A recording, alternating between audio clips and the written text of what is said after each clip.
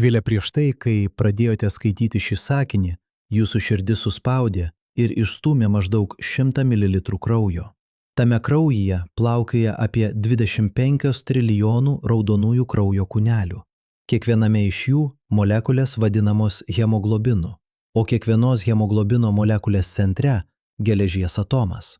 Tas geležies atomas, kuris šiuo metu keliauja jūsų kraujagyslėmis, nešdamas deguonį į jūsų smegenis, kad galėtumėte suprasti šiuos žodžius, nebuvo sukurtas Žemėje. Jis nebuvo sukurtas Saulės sistemoje. Jis buvo sukurtas žvaigždės branduolyje, kuris sprogdama mirė prieš daugiau nei 4 milijardus metų. Jūs tiesioginė prasme esate pagaminti iš mirusiųjų žvaigždžių. Ir tai nėra metafora. Pažvelkite į savo ranką. Pajudinkite pirštus. Pajuskite, kaip oda tempės, kaip sąnariai lenkiasi. Toje rankoje yra maždaug 27 kaulai. Tie kaulai daugiausia sudaryti iš kalcio. Kalcis, kuris suteikia jūsų skeleto tvirtumą, taip pat nebuvo sukurtas šioje planetoje. Jis gimė žvaigždės viduje, kur temperatūra siekia 10 milijonų laipsnių. Jūsų dantys – kalcis iš žvaigždžių. Jūsų kaulai – žvaigždžių dulkės. Net vanduo, kuris sudaro 60% jūsų kūno svorio, turi vandenilio atomus, kurie atsirado per pirmasias 3 minutes po didžiojo sprogimo. Jūs nesate tiesiog visatos dalis. Jūs esate visatos būdas pažinti pati save. Kaip tai įmanoma? Kaip atomai gimę kosmoso gelmėse atsidūrė jūsų kūne? Ir kodėl mokslininkai sako, kad kiekvienas iš mūsų yra tiesioginis ryšys su įvykiais nutikusiais prieš 13 milijardų 800 milijonų metų? Atsakymas prasideda nuo to, ko negalite matyti. Jūsų kūnas sudarytas iš maždaug 7 oktilijonų atomų. Tai septynetas su 27 nulėmis. Kiekvienas iš tų atomų turi istoriją, kuri tęsiasi ilgiau nei bet kokia žmogaus civilizacija, ilgiau nei bet kokia planeta, ilgiau nei pati Saulė. Norint suprasti šią istoriją, turime pradėti nuo pradžios. Ne nuo jūsų gimimo, ne nuo Žemės atsiradimo, bet nuo momento, kai visata pati save sukūrė. Prieš 13 milijardų 800 milijonų metų nebuvo nieko. Nei erdvės, nei laiko, nei materijos. Tada, per laiką trumpesnį nei akimirką, visa visata išsiplėtė iš taško, mažesnio už atomą. Pirmosios 3 minutės buvo kritinės. Temperatūra buvo tokia aukšta, milijardas laipsnių, kad net atomai negalėjo egzistuoti. Buvo tik energija ir paprasčiausios dalelės – kvarkai, gliuonai, elektronai. Bet kai visata atvėso, šios dalelės pradėjo jungtis. Susiformavo pirmieji atomų branduoliai – vandenilis ir helis. Tai buvo vieninteliai elementai, kurie egzistavo pirmąjį milijoną metų. Įsivaizduokite visatą tuo metu. Jokių žvaigždžių, jokių planetų, jokių galaktikų. Tik begalinė vandenilio ir helio dujų jūra, plaukianti tamsoje. Temperatūra lėtai krenta. Tankis nevienodas. Kai kur dujų šiek tiek daugiau, kai kur šiek tiek mažiau. Ir šie maži tankio skirtumai, atsiraduoja per pirmąsias sekundės po didžiojo sprogimo, lems viską, kas nutiks toliau. Gravitacija pradeda veikti. Kur dujų daugiau, ten jos traukia dar daugiau dujų. Lėtai, per milijonus metų, formuojasi pirmieji debesys. Šie debesys tampa vis tankesni, vis karšesni. Ir tada, maždaug po 100 milijonų metų po didžiojo sprogimo, nutinka kažkas nepaprastai svarbaus. Pirmasis vandenilio debesis tampa toks tankus ir karštas, kad jo centre prasideda branduolinė sintezė. Užsidega pirmoji žvaigždė. Šviesa, kuri nebuvo matyta nuo didžiojo sprogimo, vėl užlieja visatą. Bet šios pirmosios žvaigždės, mokslininkai jas vadina populiacijos trečiosios žvaigždėmis, buvo visiškai kitokios nei mūsų Saulė. Jos buvo milžiniškos. Kai kurios turėjo masę didesnę už Saulės masę 100 ar net 200 kartų. Jos degė neįtikėtinai karštai ir mirė greitai, per keletą milijonų metų. Žvaigždės viduje vyksta alchemija. Ne ta mistinė alchemija, kurią viduramžių mokslininkai bandė panaudoti švino pavertimui į auksą. Tai tikra alchemija, elementų kūrimas iš kitų elementų. Žvaigždės branduolyje, kur temperatūra siekia 15 milijonų laipsnių, vandenilio atomai susijungia ir tampa heliu. Šis procesas išskiria milžinišką energijos kiekį. Būtent ši energija verčia žvaigždę švytėti. Būtent ši energija neleidžia žvaigždei sugriūti į save dėl gravitacijos. Kol žvaigždė turi vandenilio, ji gyvena, bet vandenilis baigėsi. Kai žvaigždės branduolys tampa helio branduoliu, temperatūra pakyla dar labiau. Dabar helio atomai pradeda jungti ir virsta anglimi. Anglis jungiasi ir virsta deguonimi. Deguonis virsta neonu. Neonas virsta magniu. Magnis virsta silicium. Kiekvienas šis procesas vyksta vis aukštesnėje temperatūroje, vis trumpiau. Vandenilio degimas trunka milijonus metų, helio degimas 100 000 metų, anglies degimas 1000 metų, silicium degimas 1 dieną. Ir tada žvaigždė pasiekia ribą. Jos branduolys dabar sudarytas iš geležies. Geležis yra stabiliausias elementas visatoje. Geležies atomų sujungimas nebeišskiria energijos, jis ją sugeria. Žvaigždė nebegali gaminti energijos. Per 1 sekundę gravitacija laimi. Branduolys, kurio masė prilygsta Saulės masiai, sutraukiamas į rutulį, kurios skersmuo tik 20 km. Išoriniai žvaigždės sluoksniai krinta į vidų beveik šviesos greičiu. Jie atsitrenkia į branduolį ir atšoka atgal.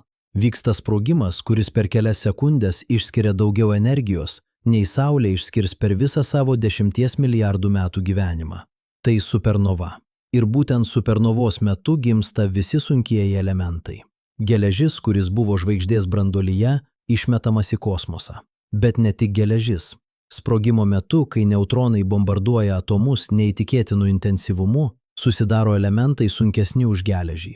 Auksas, sidabras, platina, uranas. Visi šie elementai egzistuoja tik todėl, kad žvaigždės miršta sprogdamos. Nėra kito būdo jų sukurti.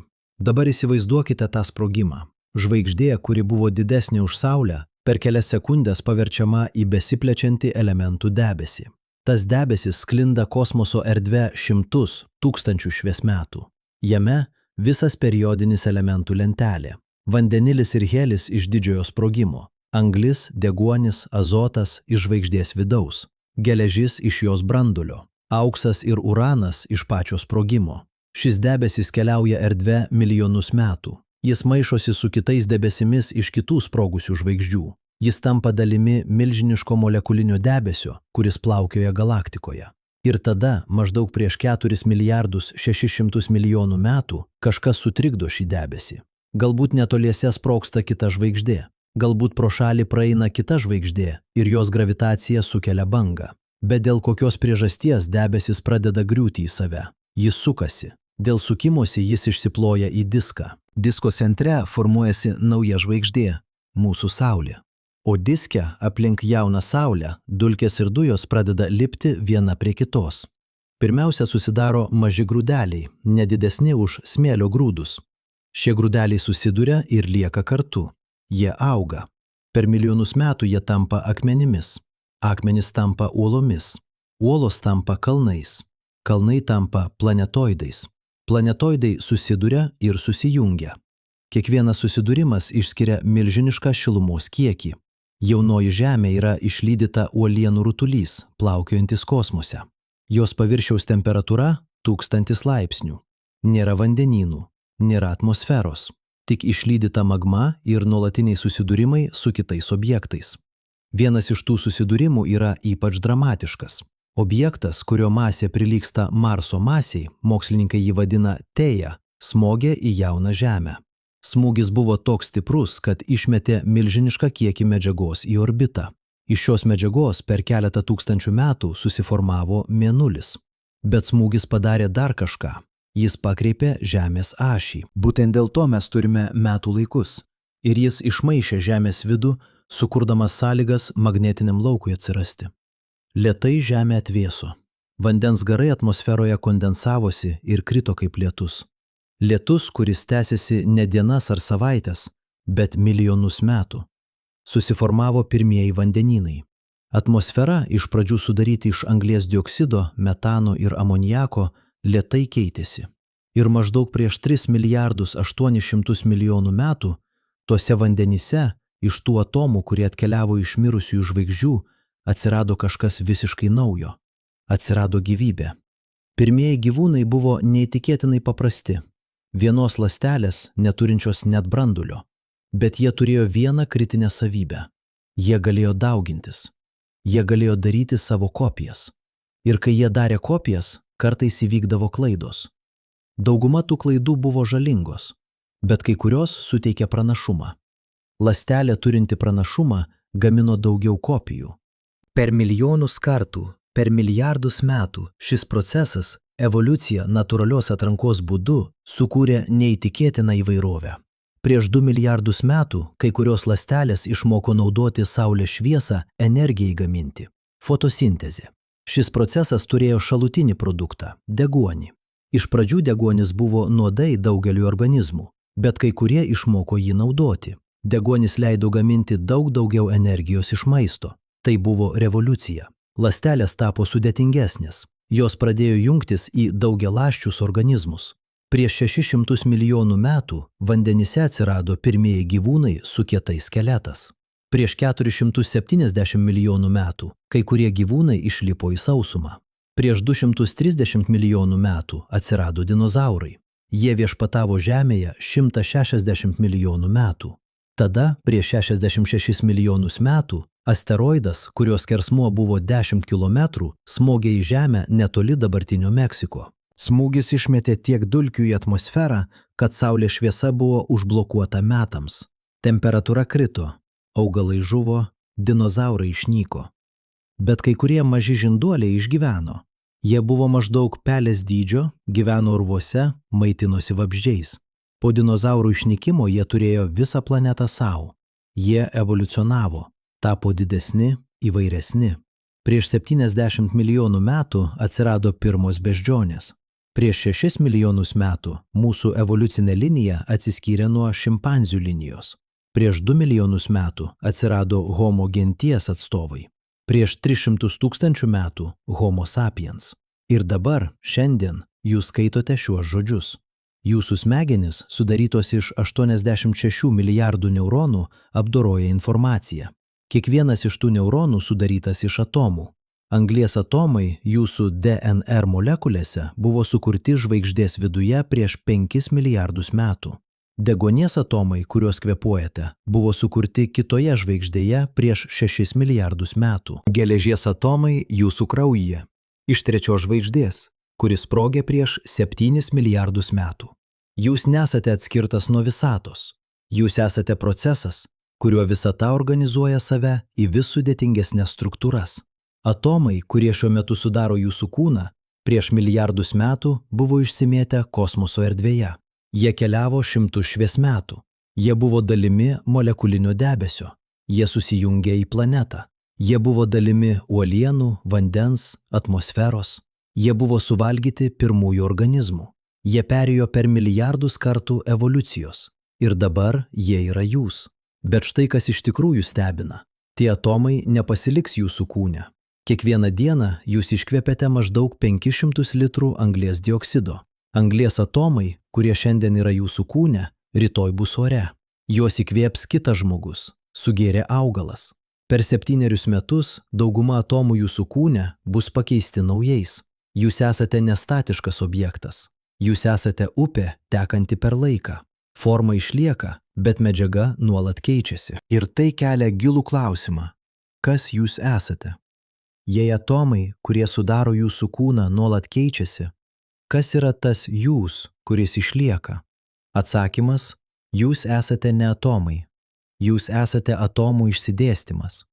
Jūs esate informacija, užkoduota tame išsidėstyme. Jūsų DNR molekulė turi maždaug 3 milijardus bazių porų. Tai 3 milijardai raidžių genetinėme kode, kuris aprašo, kaip pastatyti jūsų kūną. Bet net DNR nėra pastovi. Ji kopijuojama kiekvieną kartą, kai ląstelė dalijasi. Ir kiekvieną kartą įvyksta mažų klaidų. Dauguma tų klaidų neturi jokios įtakos. Kai kurios sukelia ligas.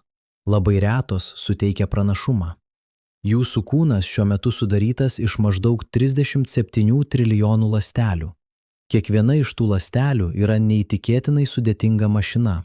Kiekviena turi maždaug 20 000 genų. Kiekviena gamina tūkstančius skirtingų baltymų. Kiekviena naudoja energiją, šalina atliekas, bendrauja su kitomis ląstelėmis. Ir visos jos dirba kartu, sukurdamos tai, ką jūs vadinate aš. Bet kas yra tas aš? Jūsų sąmonė kyla iš jūsų smegenų veiklos. Jūsų smegenys naudoja maždaug 20 vatų energijos, tiek, kiek maža lemputė. Bet su ta energija jos atlieka skaičiavimus, kurių negalėtų atlikti joks kompiuteris. Kiekvieną sekundę jūsų smegenys apdoroja milžinišką informacijos kiekį iš jutimo organų. Jos atpažįsta veidus, supranta kalbą, planuoja ateitį, prisimena praeitį. Jos kuria jausmus, mintis, svajones. Ir visa tai vyksta dėl to, kad prieš 13 milijardų 800 milijonų metų visata pradėjo egzistuoti. Dėl to, kad pirmosios žvaigždės užsidegė ir mirė. Dėl to, kad jų mirtis sukūrė elementus reikalingus gyvenimui. Dėl to, kad tie elementai susijungė į planetą. Dėl to, kad toje planetoje atsirado gyvybė. Dėl to, kad ta gyvybė evoliucionavo per 4 milijardus metų. Pažvelkite dar kartą į savo ranką. Dabar jūs žinote jos tikrąją istoriją. Kalcis jūsų kauluose buvo sukurta žvaigždėje, kuri gyveno prieš 6 milijardus metų. Geležis jūsų kraujyje buvo išmestas į kosmosą supernovos sprogimo metu. Anglis jūsų ląstelėse keliavo šimtus šviesmetų, kol atsidūrė molekulinėme debesyje, iš kurio gimė Saulės sistema. Jūs tiesioginė prasme esate žvaigždžių dulkės, kurios išmoko mąstyti. Bet istorija dar nesibaigė. Atomai, kurie dabar yra jūsų kūne, tęs savo kelionę. Po jūsų mirties jie grįš į Žemę. Jie taps dalimi dirvožemio, vandens, oro. Juos sugėrė augalai, juos suvalgys gyvūnai. Galbūt po milijonų metų kai kurie iš jų vėl taps dalimi žmogaus kūno. O galbūt po milijardų metų, kai Saulė taps raudonuoju milžinu ir praris Žemę, jie bus išmesti atgal į kosmosą. Galbūt jie taps dalimi naujos žvaigždės, naujos planetos, naujos gyvybės formos. Tai yra tikroji jūsų istorija. Ne istorija prasidedanti jūsų gimimu ir pasibaigsianti jūsų mirtimi, bet istorija prasidedanti didžiuoju sprogimu ir tęsianti iki nežinomos ateities. Jūs esate neatskirtas stebėtojas, žvelgiantis į visatą. Jūs esate visatos būdas, pažinti pati save. Jūs esate atomai, kurie išmoko stebėtis savo egzistavimu. Ir tai kelia dar vieną klausimą, galbūt pačią giliausią iš visų. Kodėl visata tokia, kokia yra? Kodėl fizikos dėsniai leidžia žvaigždėms egzistuoti? Kodėl žvaigždės gali gaminti sunkiuosius elementus? Kodėl tie elementai gali jungtis į sudėtingas molekulės? Kodėl tos molekulės gali tapti gyvomis?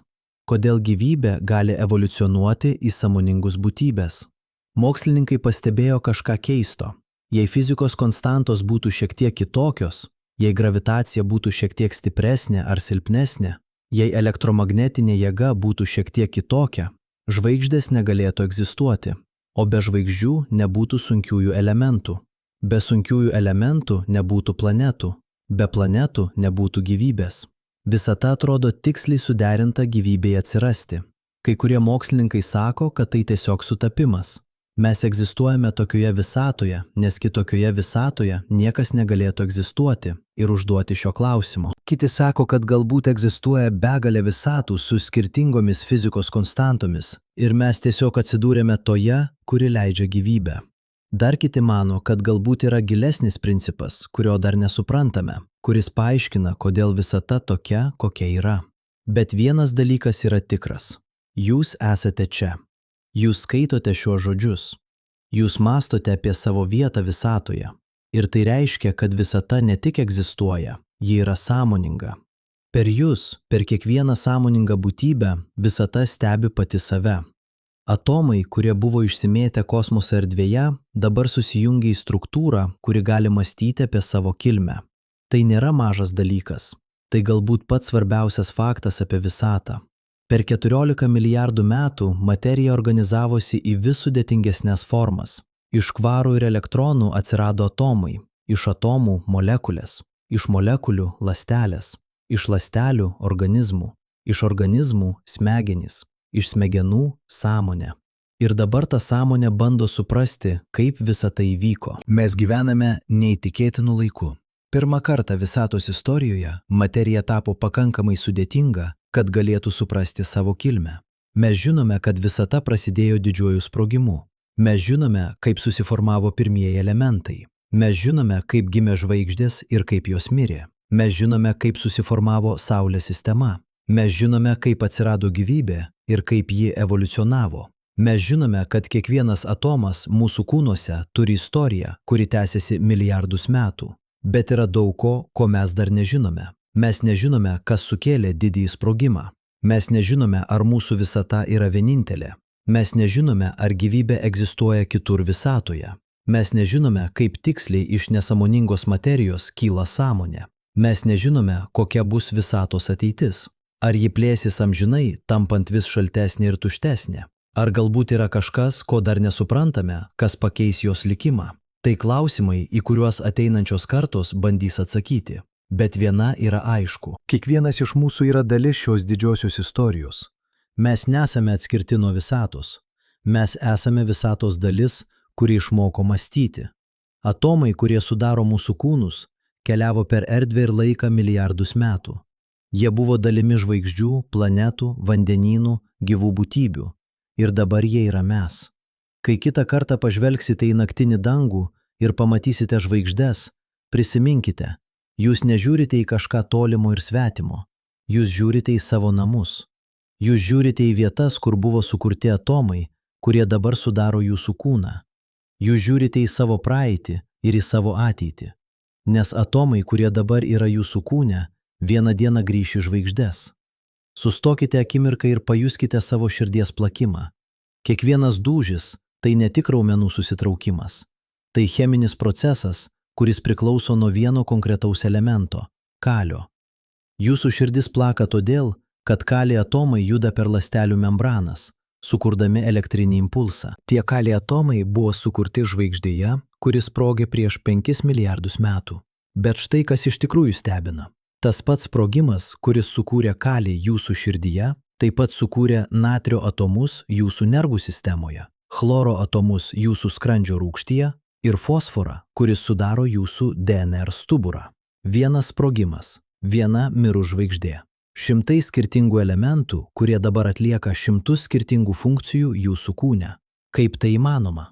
Kaip vienas įvykis, trukęs kelias sekundės, galėjo sukurti tokią įvairovę? Atsakymas slypi tame, kas vyksta supernovos sprogimo metu. Įsivaizduokite žvaigždę, kuri 10 milijonų metų degino vandenilį savo branduolyje. Ji buvo stabili, pusiausvyroje tarp gravitacijos, traukiančios į vidų, ir branduolinės sintezės spaudimo, stumiančio į išorę. Bet kai jos branduolys virto geležimi, ta pusiausvyra staiga suiro. Per vieną sekundę branduolys, kurio temperatūra buvo 5 milijardų laipsnių, sutraukiamas į rutulį, kurio tankis didesnis už atominį branduolį. 1 kubinis centimetras šios medžiagos sveria 1 milijoną tonų. Kai išoriniai žvaigždės sluoksniai krinta į šį branduolį beveik šviesos greičiu, jie atsitrenkia ir atšoka. Bet tai nepaprastas atšokimas. Šiuo metu per kelias sekundės vyksta procesas vadinamas greituoju neutronų sugavimu. Atomų branduoliai bombarduojami neutronais tokiu intensyvumu, kuris niekada neegzistuoja niekur kitur visatoje. Branduolys sugauna neutroną, tada dar vieną ir dar vieną. Kiekvienas naujas neutronas padidina atomo masę. Kai branduolys tampa nestabilus, jis išskiria elektroną ir neutronas virsta protonu. Atomas tampa kitu elementu.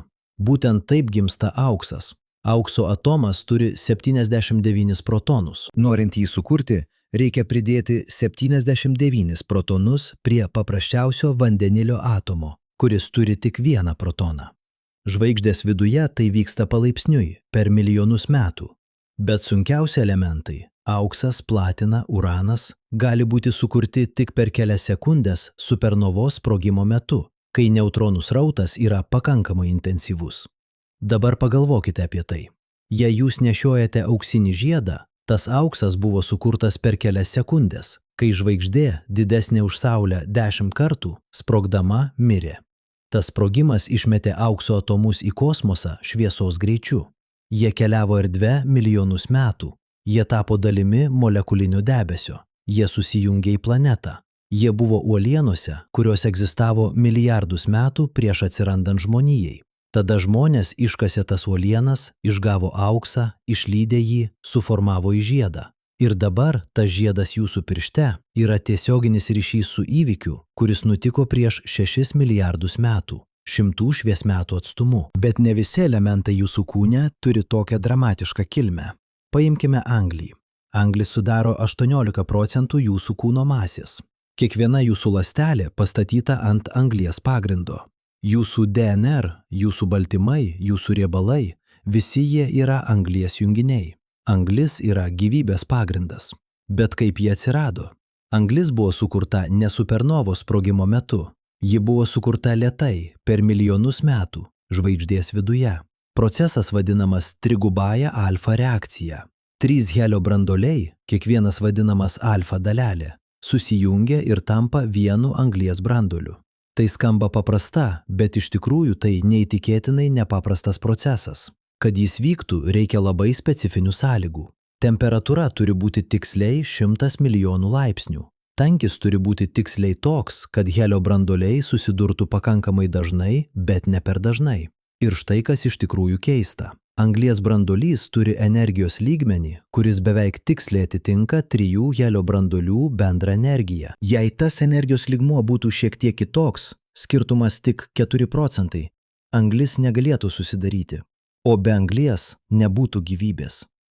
Šis faktas taip nustebino astronomo Fredą Hoylą, kad jis pareiškė, atrodo, kad fizikos dėsniai buvo specialiai sukurti taip, kad anglis galėtų egzistuoti. Ar tai sutapimas? Ar tai įrodymas, kad visata kažkaip žinojo, kad gyvybė atsiris? Dauguma mokslininkų mano, kad ne. Jie sako, kad mes tiesiog gyvename tokioje visatoje, kur šios konstantos turi tokias vertes. Jei jos būtų kitokios, mes čia nebūtume ir negalėtume stebėtis šiuo sutapimu. Bet kai kurie mokslininkai mano, kad galbūt yra gilesnis paaiškimas, kurio dar nesuprantame. Bet grįžkime prie jūsų kūno. Anglis jūsų ląstelėse turi dar vieną neįtikėtiną savybę. Ji gali jungtis su kitais atomais 4 skirtingais būdais vienu metu. Tai reiškia, kad anglies atomai gali formuoti grandines, žiedus, šakotus tinklus. Jie gali sukurti molekulės, turinčias dešimtis, šimtus, tūkstančius atomų. Ne vienas kitas elementas negali to padaryti taip efektyviai. Būtent dėl to gyvybė pagrįsta anglimi, o ne, pavyzdžiui, silicium, kuris chemiškai panašus į anglį, bet negali formuoti tokių sudėtingų struktūrų. Dabar paimkime kitą elementą – azotą. Azotas sudaro 3% jūsų kūno masės. Jis yra kiekviename jūsų baltymo molekulėje, kiekviename jūsų DNR bazėje. Be azoto jūsų ląstelės negalėtų gaminti baltymų, o be baltymų negalėtų egzistuoti gyvybė, kokią mes ją žinome. Azotas buvo sukurtas žvaigždėse per procesą vadinamą CNO ciklu – anglies azoto deguonies ciklu. Šis procesas vyksta karštesnėse žvaigždėse nei mūsų Saulė. Jame anglies branduolys veikia kaip katalizatorius, padedantis 4 vandenilio branduoliams susijungti į vieną helio branduolį. Proceso metu laikinai susidaro azoto ir deguonies branduoliai. Bet štai kas įdomu. Azotas, kuris dabar yra jūsų kūne, greičiausiai nebuvo sukurtas toje pačioje žvaigždėje, kuri sukūrė jūsų kūno anglį. Skirtingos žvaigždės skirtingų laikų, skirtingose galaktikos vietose sukūrė skirtingus elementus. Vėliau, kai to žvaigždės mirė, jų medžiaga išsisklaidė kosmose. Molekuliniuose debesyse susimaišė atomai iš 100, galbūt 1000 skirtingų žvaigždžių. Ir kai iš to debesio susiformavo Saulės sistema, atomai iš visų tų skirtingų šaltinių atsidūrė kartu. Tai reiškia, kad jūsų kūnas yra mozaika. Anglis jūsų kairėje rankoje gali būti iš kitos žvaigždės nei anglis jūsų dešinėje rankoje. Geležis jūsų kraujyje gali būti iš 10 skirtingų supernovų. Kiekvienas atomas turi savo unikalią istoriją, savo unikalų kelią per erdvę ir laiką. Ir visi tie keliai susikerta jūsų kūne šiuo momentu, kai jūs skaitote šiuos žodžius. Dabar pažvelkime į dar vieną kritinį elementą – fosforą. Fosforas sudaro tik 1% jūsų kūno masės, bet be jo jūs negalėtumėte egzistuoti. Fosforas yra kiekvienos jūsų DNR molekulės dalis. Jis sudaro stuburą, kuris laiko kartu genetinį kodą. Jis taip pat yra ATP molekulės dalis, adenozino trifosfato, kuris yra energijos valiuta jūsų ląstelėse. Kiekvieną kartą, kai jūsų raumuo susitraukia, kai jūsų neuronas išsiunčia signalą, kai jūsų ląstelė gamina baltymą, ji naudoja energiją iš ATP. O ATP negali egzistuoti be fosforo. Fosforas buvo sukurtas masyvių žvaigždžių viduje, kai jos degino deguonį ir silicium. Tai vyksta paskutinėse žvaigždės gyvenimo stadijose, prieš jai tampant supernova. Temperatūra žvaigždės branduolyje tuo metu siekia 3 milijardus laipsnių. Tokioje temperatūroje deguonies branduoliai gali susijungti su silicium branduoliais ir sukurti fosforą. Bet šis procesas trunka tik kelias savaites. Tada žvaigždė sprogsta ir fosforas išmetamas į kosmosą. Įdomu tai, kad fosforas yra gana retas elementas visatoje. Jo yra maždaug 1000 kartų mažiau nei anglies ar azoto. Tai kelia klausimą, kodėl gyvybė pasirinkė tokį retą elementą kaip kritinę savo komponentą. Atsakymas gali būti tas, kad fosforas turi unikalias cheminės savybės. Jis gali formuoti stabilias grandines, kurios laiko DNR struktūrą, bet tuo pačiu metu tos grandys gali būti nutrauktos ir sujungtos vėl, leidžiant DNR kopijuoti save. Ne vienas kitas elementas negali to padaryti taip efektyviai, bet galbūt pats įdomiausias elementas jūsų kūne yra sieros. Sieros yra nedaug, tik apie 200 gramų vidutinio žmogaus kūne, bet ji atlieka kritinės funkcijas. Sieros atomai sudaro tiltus tarp baltymų molekulių dalių, suteikdami joms specifinę formą. Jūsų plaukuose, jūsų odoje, jūsų nagų, visur yra sieros. Būtent sieros tiltai suteikia jūsų plaukams jų formą. Kai jūs garbanojate plaukus, jūs iš tikrųjų laikinai nutraukiate sieros tiltus ir leidžiate jiems susiformuoti naujose vietose. Sieros buvo sukurta žvaigždėse panašiu būdu kaip fosforas, per deguonies degimą masyvių žvaigždžių viduje. Bet sieros atsiradimo istorija turi dar vieną įdomų aspektą. Kai Žemė tik susiformavo, dauguma sieros buvo planetos viduje, nes ji yra gana sunki ir nusėdo į branduolį kartu su geležimi. Bet vulkaninė veikla išnešė sierą į paviršių. Vulkanai išmetė sieros dioksidą į atmosferą, lietus išplovė jį į vandenynus. Ir būtent vandenyse, kur sieros junginiai buvo gausūs, greičiausiai atsirado pirmoji gyvybė. Kai kurie mokslininkai mano, kad pirmieji gyvūnai atsirado prie hidroterminių šaltinių vandenyno dugne. Šie šaltiniai išmeta karštą vandenį, kuriame gausu sieros junginių. Kai kurios šiuolaikinės bakterijos vis dar gyvena tokiose vietose ir naudoja sieros junginius energijai gaminti vietoj deguonies. Galbūt mūsų seniausi protėviai buvo panašūs į šias bakterijas. Galbūt gyvybė prasidėjo ne nuo fotosintezės, bet nuo chemosintezės, naudojančios sieros junginius.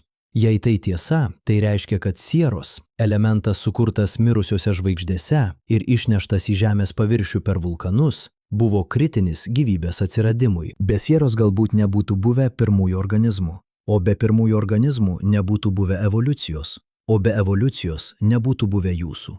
Dabar pagalvokime apie dar vieną aspektą. Visi šie elementai – anglis, azotas, deguonis, fosforas, sieros, geležis – turi būti ne tik sukurti žvaigždėse, jie turi būti sukurti tinkamomis proporcijomis. Jei būtų per daug geležies ir per mažai anglies, gyvybė negalėtų atsirasti. Jei būtų per daug azoto ir per mažai fosforo, DNR negalėtų egzistuoti. Proporcijos turi būti tinkamos. Ir štai kas stebina. Kai mokslininkai išmatuoja elementų problemorcijas Saulės sistemoje, jie atranda, kad jos beveik idealiai tinka gyvybei. Yra pakankamai anglies, kad galėtų susidaryti sudėtingos organinės molekulės. Yra pakankamai azoto baltymams. Yra pakankamai fosforo, DNR. Yra pakankamai sieros baltymų struktūrai. Yra pakankamai geležies hemoglobinui. Ar tai sutapimas? Greičiausiai ne.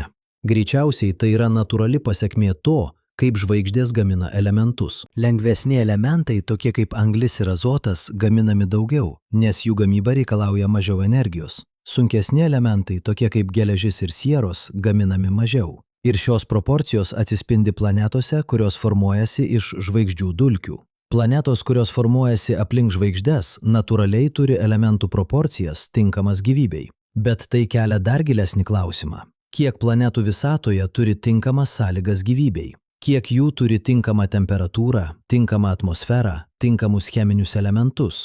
Iki neseniai mes nežinojome atsakymo. Bet per pastaruosius 30 metų astronomai atrado tūkstančius planetų aplink kitas žvaigždes. Ir kai kurios iš tų planetų atrodo panašios į Žemę. Yra planetų, kurios yra tinkamu atstumu nuo savo žvaigždės. Ne per arti, kad būtų per karšta, ir ne per toli, kad būtų per šalta. Yra planetų, kurios turi uolienų paviršių, o ne dujų. Yra planetų, kurios turi atmosferą. Kai kurios iš tų planetų gali turėti skystą vandenį savo paviršiuje. O kur yra skystas vanduo ir tinkama temperatūra, ten gali būti gyvybė. Mūsų galaktikoje yra maždaug 200 milijardų žvaigždžių.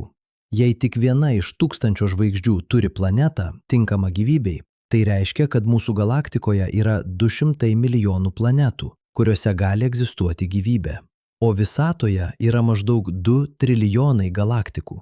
Skaičiai tampa neįsivaizduojami. Galbūt gyvybė nėra reta, galbūt ji yra įprasta, galbūt šiuo metu milijonai, galbūt milijardai planetų turi gyvybę. Bet ar ta gyvybė yra sąmoninga? Ar yra kitų būtybių, kurios kaip ir mes gali mąstyti apie savo kilmę? Ar yra kitų civilizacijų, kurios atrado, kad jos sudarytos iš žvaigždžių dulkių? Mes nežinome. Mes dar neradome jokių įrodymų apie gyvybę už Žemės ribų, bet tai nereiškia, kad jos nėra. Visata yra milžiniška.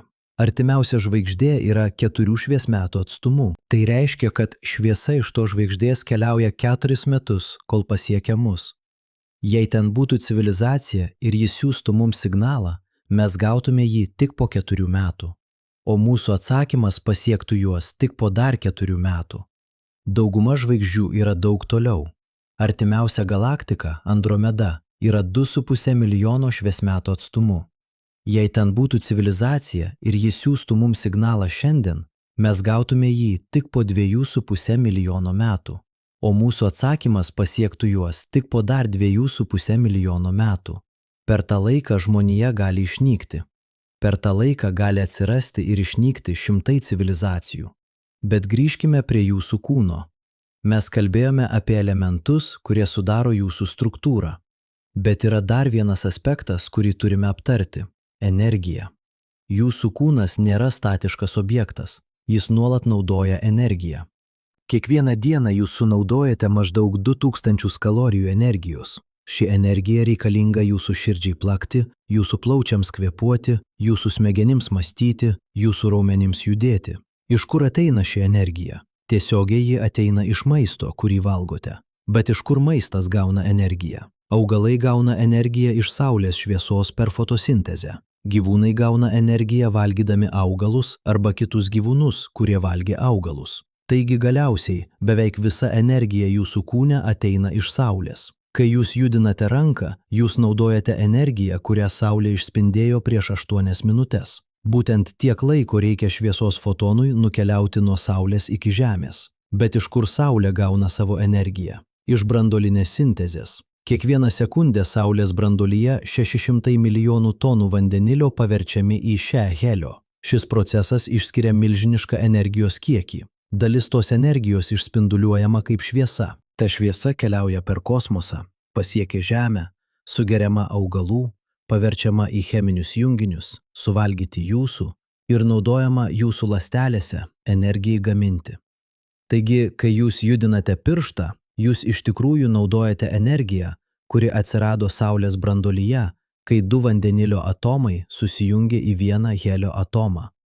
Jūs naudojate energiją iš branduolinės sintezės. Jūs naudojate tą pačią energiją, kuri verčia žvaigždę švytėti. Jūsų kūnas yra mašina, kuri paverčia žvaigždžių energiją į judėjimą, mintis, jausmus. Bet štai kas iš tikrųjų stebina. Ta energija, kurią Saulė išspinduliuoja šiandien, iš tikrųjų buvo sukurta jos branduolyje prieš 100 000 metų. Kodėl taip ilgai? Nes fotonui, šviesos daleliai, reikia 100 000 metų, kad išsikapstytų iš Saulės branduolio į jos paviršių. Saulės vidus yra toks tankus, kad fotonas nuolat susiduria su atomais. Kiekvienas susidūrimas pakeičia fotono kryptį. Fotonas juda atsitiktinė kryptimi, kaip girtas žmogus bandantis išeiti iš miško. Jam reikia 100 000 metų, kad pagaliau pasiektų Saulės paviršių. Tada jis išlekia į kosmosą ir po 8 minučių pasiekia Žemę. Tai reiškia, kad šviesa, kurią jūs matote šiandien, buvo sukurta Saulės branduolyje prieš 100 000 metų. Tuo metu Žemėje gyveno Homo heidelbergensis, mūsų protėviai, kurie dar nebuvo visiškai šiuolaikiniai žmonės. Jie naudojo akmeninės ietis, gyveno urvuose, dar nebuvo išradę kalbos. Energija, kuri buvo sukurta Saulės branduolyje tuo metu, dabar yra jūsų kūne, leidžianti jums skaityti šiuos žodžius. Dabar pažvelkime į dar vieną aspektą. Mes kalbėjome apie elementus ir energiją, bet yra dar vienas kritinis komponentas – informacija. Jūsų kūnas nėra tik atomų rinkinys. Tai atomų rinkinys išdėstytas labai specifinė tvarka. Ta tvarka yra užkoduota jūsų DNR molekulėje. DNR yra instrukcijų rinkinys, kaip pastatyti ir prižiūrėti jūsų kūną. Ji turi maždaug 3 milijardus bazių porų, 3 milijardus raidžių genetinėme kode. Jei jūs išspausdintumėte visą savo DNR seką, ji užimtų maždaug 1000 knygų, kiekviena po 1000 puslapių. Bet visa ta informacija telpa kiekvienoje jūsų ląstelėje, molekulėje, kuri yra tik 2 nanometrai pločio. Tai neįtikėtinas informacijos tankis. 1 gramas DNR gali saugoti maždaug 2,5 petabaito informacijos. Tai maždaug tiek, kiek saugo 2,5 milijono gigabaitų standieji diskai. Bet štai kas iš tikrųjų stebina. Ta informacija nebuvo sukurta iš karto. Ji kaupėsi per 4 milijardus metų evoliucijos. Kiekviena karta pridėjo mažas klaidas, mutacijas. Dauguma tų mutacijų buvo žalingos ir buvo pašalintos natūralios atrankos. Bet kai kurios mutacijos suteikė pranašumą. Organizmai su tomis mutacijomis išgyveno ir daugino daugiau palikuonių. Per milijonus kartų, per milijardus metų šis procesas sukūrė neįtikėtiną sudėtingumą. Jūsų DNR yra istorijos knyga. Ji saugo informaciją apie kiekvieną jūsų protėvį, grįžtant atgal iki pirmųjų ląstelių prieš 4 milijardus metų. Kai mokslininkai skaito jūsų DNR seką, jie gali pamatyti genus, kurie atsirado prieš milijardus metų ir vis dar veikia jūsų ląstelėse.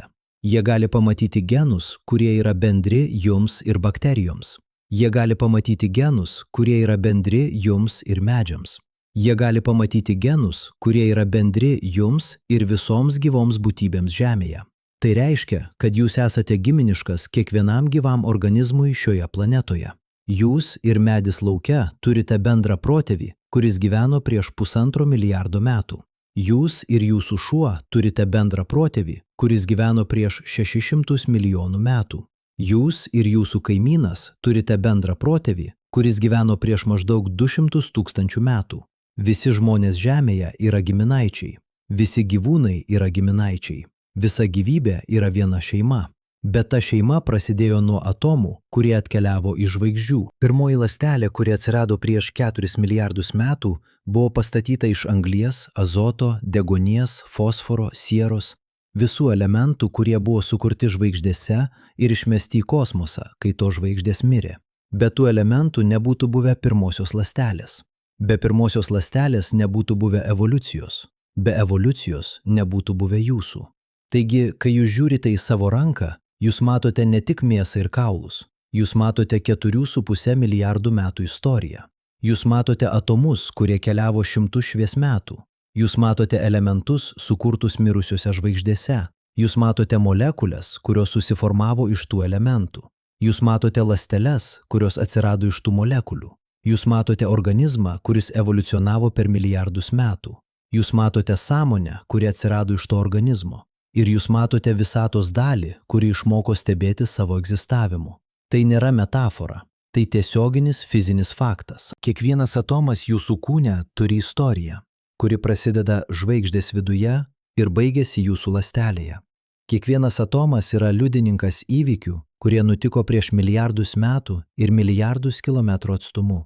Kiekvienas atomas yra ryšys tarp praeities ir dabarties, tarp kosmoso ir gyvybės, tarp žvaigždžių ir sąmonės. Sustokite ir pamėginkite tai įsivaizduoti. Šiuo metu, kai skaitote šį sakinį, jūsų kūne vyksta maždaug 37 trilijonų cheminių reakcijų per sekundę. 37 su 24 nulėmis. Kiekviena iš tų reakcijų yra atomų šokis. Jie jungiasi, skyla, keičiasi vietomis, perduoda energiją. Ir kiekvienas iš tų atomų, kurie dabar šoka jūsų ląstelėse, prieš milijardus metų šoko žvaigždės branduolyje, kur temperatūra buvo milijoną kartų aukštesnė nei bet kur jūsų kūne. Bet štai kas iš tikrųjų verčia sustoti ir pagalvoti. Tos reakcijos, kurios vyksta jūsų kūne, nėra atsitiktinės. Jos yra tiksliai koordinuotos. Kai jūsų akys skaito šiuos žodžius, jūsų tinklainėje šviesos fotonai smogia į molekulės, vadinamas rodopsinu. Tas smūgis pakeitė molekulės formą. Tos formos pasikeitimas sukėlė elektrinį signalą. Tas signalas nubėgo per jūsų regos nervą į smegenis.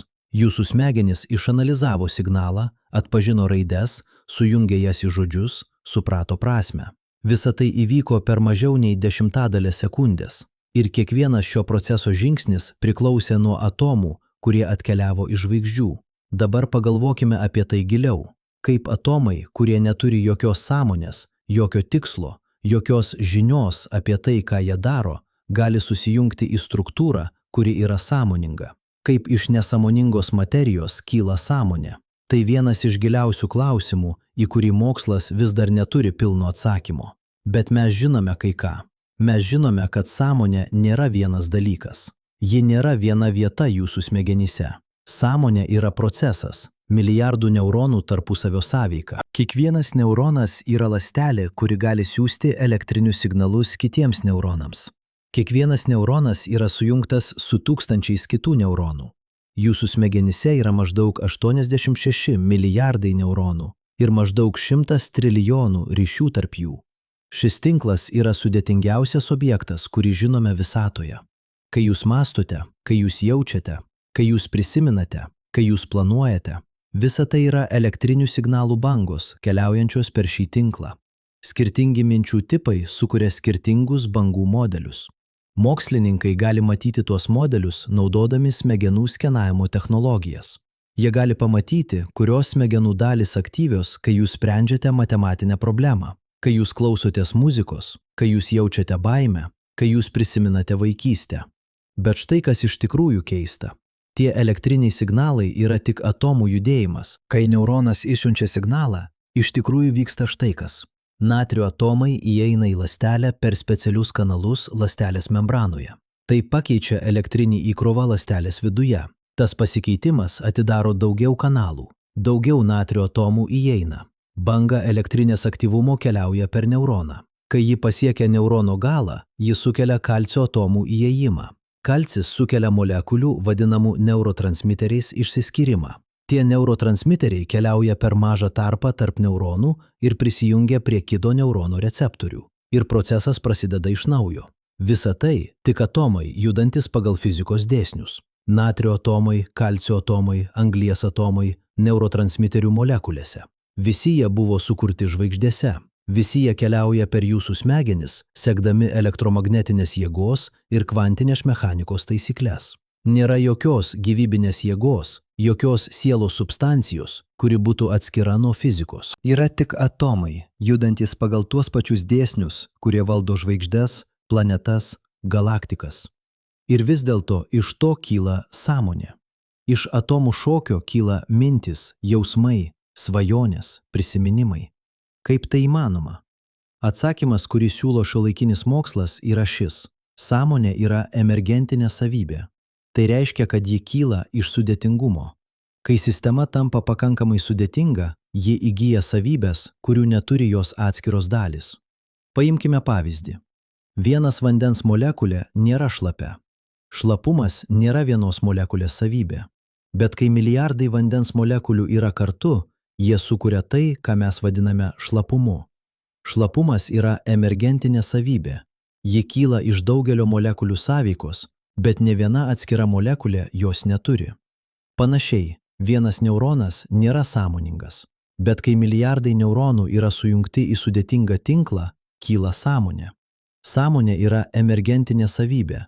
Ji kyla iš daugelio neuronų sąveikos, bet ne vienas atskiras neuronas jos neturi.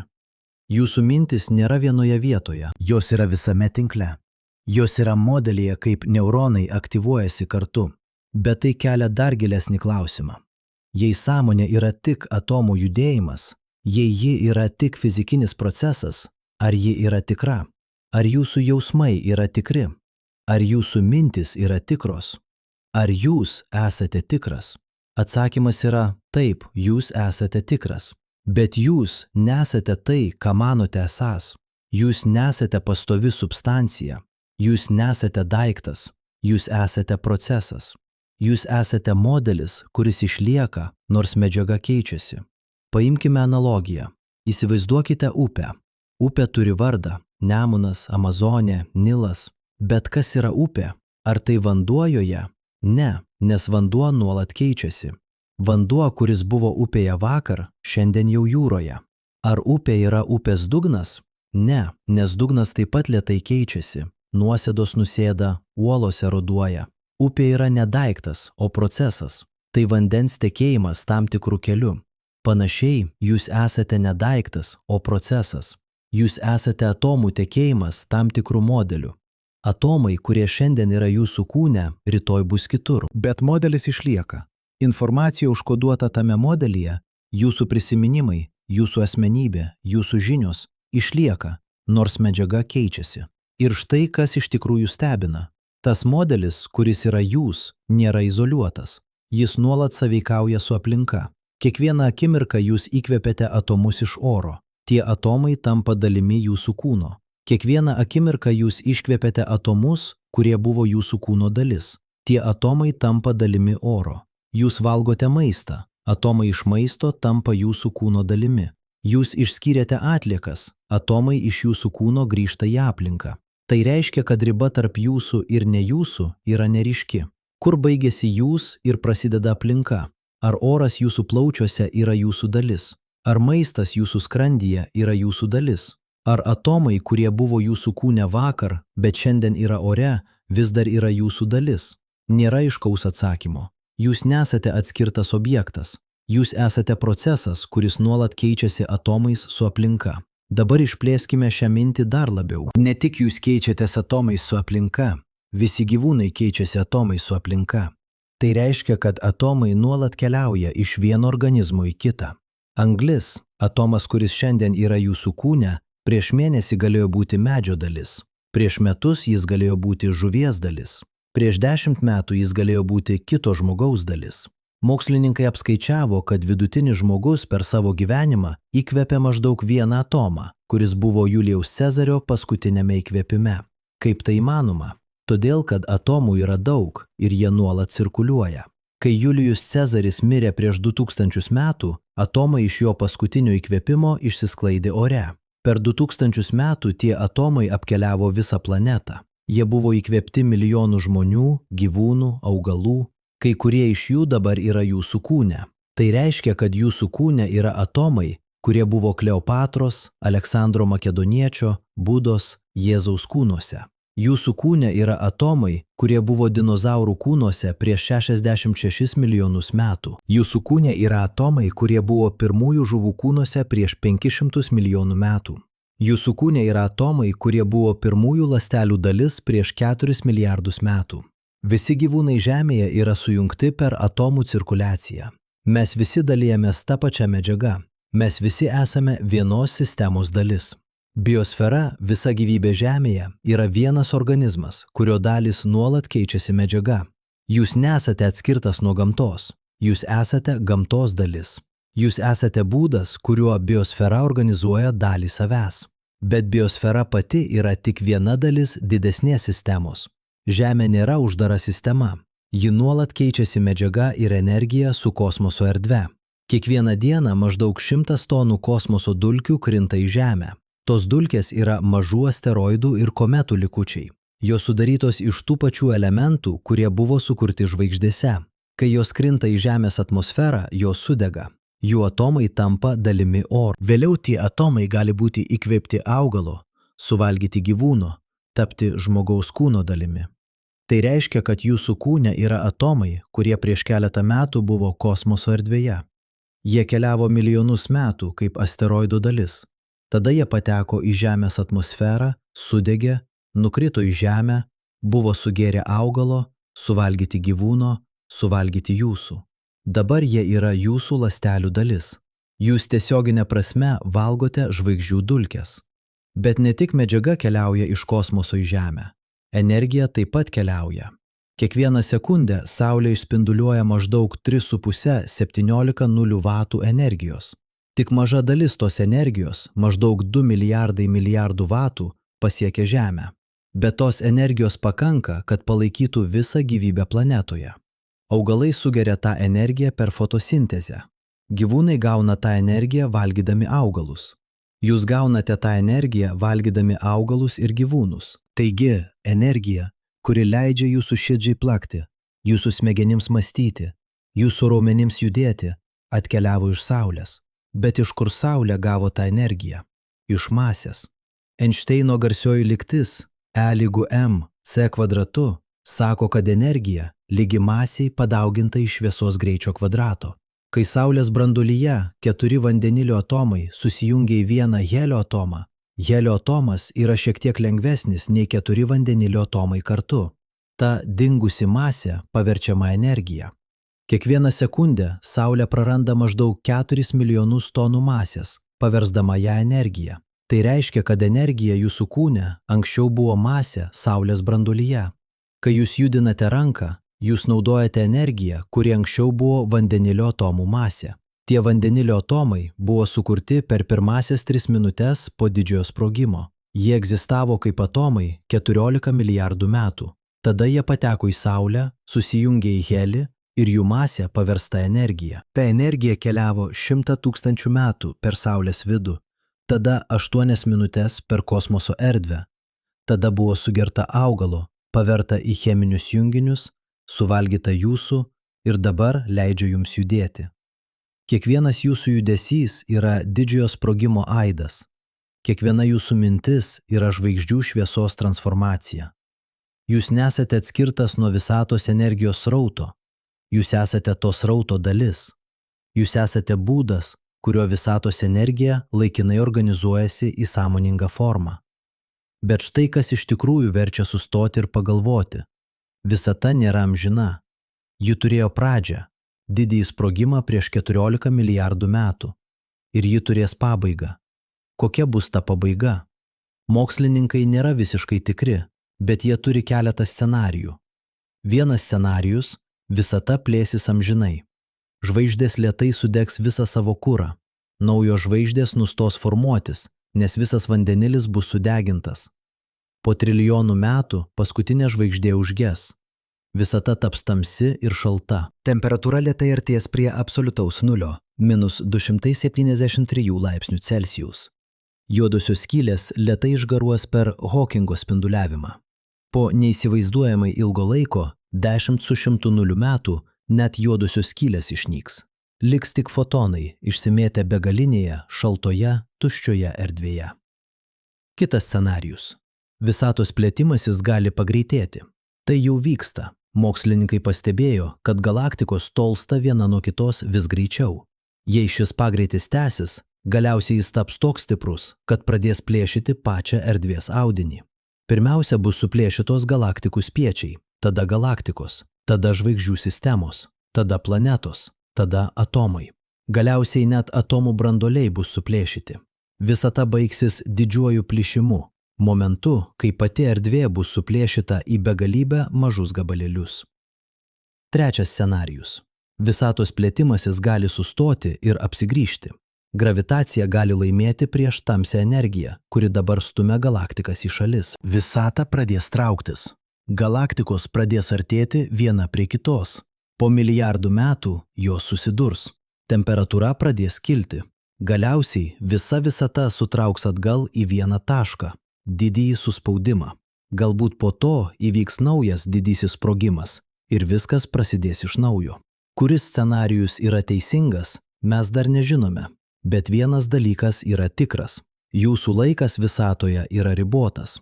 Ne tik jūsų asmeninis laikas, vidutiniškai 78 metai, bet ir žmonijos laikas, ir gyvybės Žemėje laikas, ir pačios Žemės laikas. Po maždaug 1 milijardo metų Saulė taps šiek tiek karštesnė. Tai gali atrodyti nedaug, bet to pakaks, kad Žemės vandenynai pradėtų garuoti. Vandens garai yra šiltnamio efektą sukeliantis dujos. Daugiau vandens garų reiškia aukštesnę temperatūrą. Aukštesnė temperatūra reiškia dar daugiau vandens garų. procesas taps nekontroliuojamas. Žemė taps kaip Venera, planeta, kurios paviršiaus temperatūra siekia 470 laipsnių Celsijaus. Visa vandenyną išgaruos, visa gyvybė išnyks. Po maždaug 5 milijardų metų Saulė išdegins visą vandenilį savo branduolyje. Ji pradės deginti helį. Tai sukels jos išsiplėtimą. Ji taps raudonuoju milžinu, žvaigžde, kuri bus 100 kartų didesnė nei dabar. Jos paviršius pasieks Merkurijaus orbitą, galbūt net Veneros orbitą, galbūt net Žemės orbitą. Jei Žemė nebus praryta, ji tikrai bus išdeginta. Jos paviršius išsilydys. Viskas, kas kada nors gyveno šioje planetoje, bus sunaikinta. Bet atomai išliks. Kai Saulė taps raudonuoju milžinu, ji pradės prarasti savo išorinius sluoksnius. Tie sluoksniai bus išmesti į kosmosą kaip planetinis ūkas. Atomai, kurie dabar yra jūsų kūne, bus dalimi to ūko. Jie keliauja kosmoso erdve. Galbūt po milijonų metų jie taps dalimi naujo molekulinio debesio. Galbūt iš to debesio susiformuos nauja žvaigždė, nauja planetų sistema. Galbūt toje planetų sistemoje atsiris nauja gyvybė. Galbūt ta gyvybė evoliucionuos į sąmoningas būtybės. Ir galbūt tos būtybės, kaip ir jūs dabar, stebėsis savo kilme iš žvaigždžių. Tai yra atomų ciklas. Jie gimsta žvaigždėse, jie keliauja kosmoso erdve, jie tampa planetų dalimi, jie tampa gyvybės dalimi, jie tampa sąmonės dalimi. Tada gyvybė miršta, planetos sunaikinamos, bet atomai išlieka. Jie grįžta į kosmosą, jie tampa naujų žvaigždžių dalimi. Ir ciklas prasideda iš naujo. Jūs esate ne pabaiga šio ciklo, jūs esate vienas žingsnis begalinėje kelionėje. Atomai, kurie dabar yra jūsų kūne, egzistavo prieš jūs ir egzistuos po jūsų. Jie buvo dalimi nesuskaičiuojamų kitų struktūrų. Jie bus dalimi nesuskaičiuojamų būsimų struktūrų. Jūs esate laikinas atomų išsidėstymas, laikinas informacijos modelis, laikinas sąmonės žybtelėjimas begalinėje materijos transformacijų srovėje. Bet laikinas nereiškia nereikšmingas. Priešingai. Būtent todėl, kad jūs esate laikinas, jūs esate brangus. Būtent todėl, kad atomai, kurie sudaro jūs, nepasiliks kartu amžinai, šis momentas, dabar, kai jūs skaitote šios žodžius, kai jūs mąstote šias mintis, yra unikalus. Šis tikslus atomų išsidėstymas niekada nepasikartos. Šis tikslus sąmonės momentas niekada neįvyks vėl. Visata egzistuoja 14 milijardų metų. Ji galbūt egzistuos dar trilijonus metų. Bet iš viso to laiko jums duota tik kelios dešimtis metų. Iš visų atomų visatoje jums duota tik 7 oktilijonai. Iš visų galimų atomų išsidėstymų jums duotas tik vienas, tas, kuris yra jūs. Tai neįtikėtinai reta dovana. Tai neįtikėtinai trumpas momentas. Tai neįtikėtinai unikali galimybė. Galimybė ką daryti? Galimybė patirti. Galimybė suprasti. Galimybė stebėtis. Jūs esate visatos būdas pažinti pati save. Per jūsų akis visata mato žvaigždes. Per jūsų smegenis visata supranta fizikos dėsnius. Per jūsų jausmus visata patiria grožį, meilę, džiaugsmą, liūdesį. Jūs nesate atskirtas stebėtojas, žvelgiantis į visatą iš išorės. Jūs esate visatos dalis, kuri tapo pakankamai sudėtinga, kad galėtų stebėti pati save. Ir tai yra neįtikėtinas dalykas. Pagalvokite apie tai. Per 14 milijardų metų materija organizavosi iš paprasčiausių formų, kvarkų ir elektronų, į vis sudėtingesnės struktūras – atomai, molekulės, ląstelės, organizmų, smegenys, sąmonė. Kiekvienas žingsnis pridėjo naują sudėtingumo lygmenį. Kiekvienas žingsnis sukūrė naujas galimybės.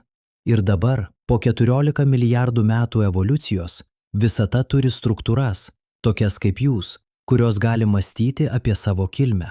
Tai nėra mažas pasiekimas. Tai galbūt pats svarbiausias dalykas, kuris kada nors nutiko visatoje. Pirmą kartą per 14 milijardų metų materija tapo pakankamai sudėtinga, kad galėtų suprasti, iš kur jie atėjo. Pirmą kartą atomai, kurie buvo sukurti žvaigždėse, gali žinoti, kad jie buvo sukurti žvaigždėse. Pirmą kartą visata gali stebėtis savo egzistavimu. Ir jūs esate dalis to. Jūs nesate tik pasyvus stebėtojas. Jūs esate aktyvus dalyvis visatos savęs pažinimo procese. Kiekvieną kartą, kai jūs sužinote kažką naujo apie visatą, visata sužino kažką naujo apie save. Kiekvieną kartą, kai jūs stebėtės kažkuo, visata stebisi savimi. Kiekvieną kartą, kai jūs užduodate klausimą apie savo kilmę, visata klausia savęs apie savo kilmę. Tai keičia viską. Tai reiškia, kad jūsų gyvenimas nėra nereikšmingas. Tai reiškia, kad jūsų mintis nėra tik atsitiktiniai neuronų šaudimai. Tai reiškia, kad jūsų sąmonė nėra tik šalutinis evoliucijos produktas.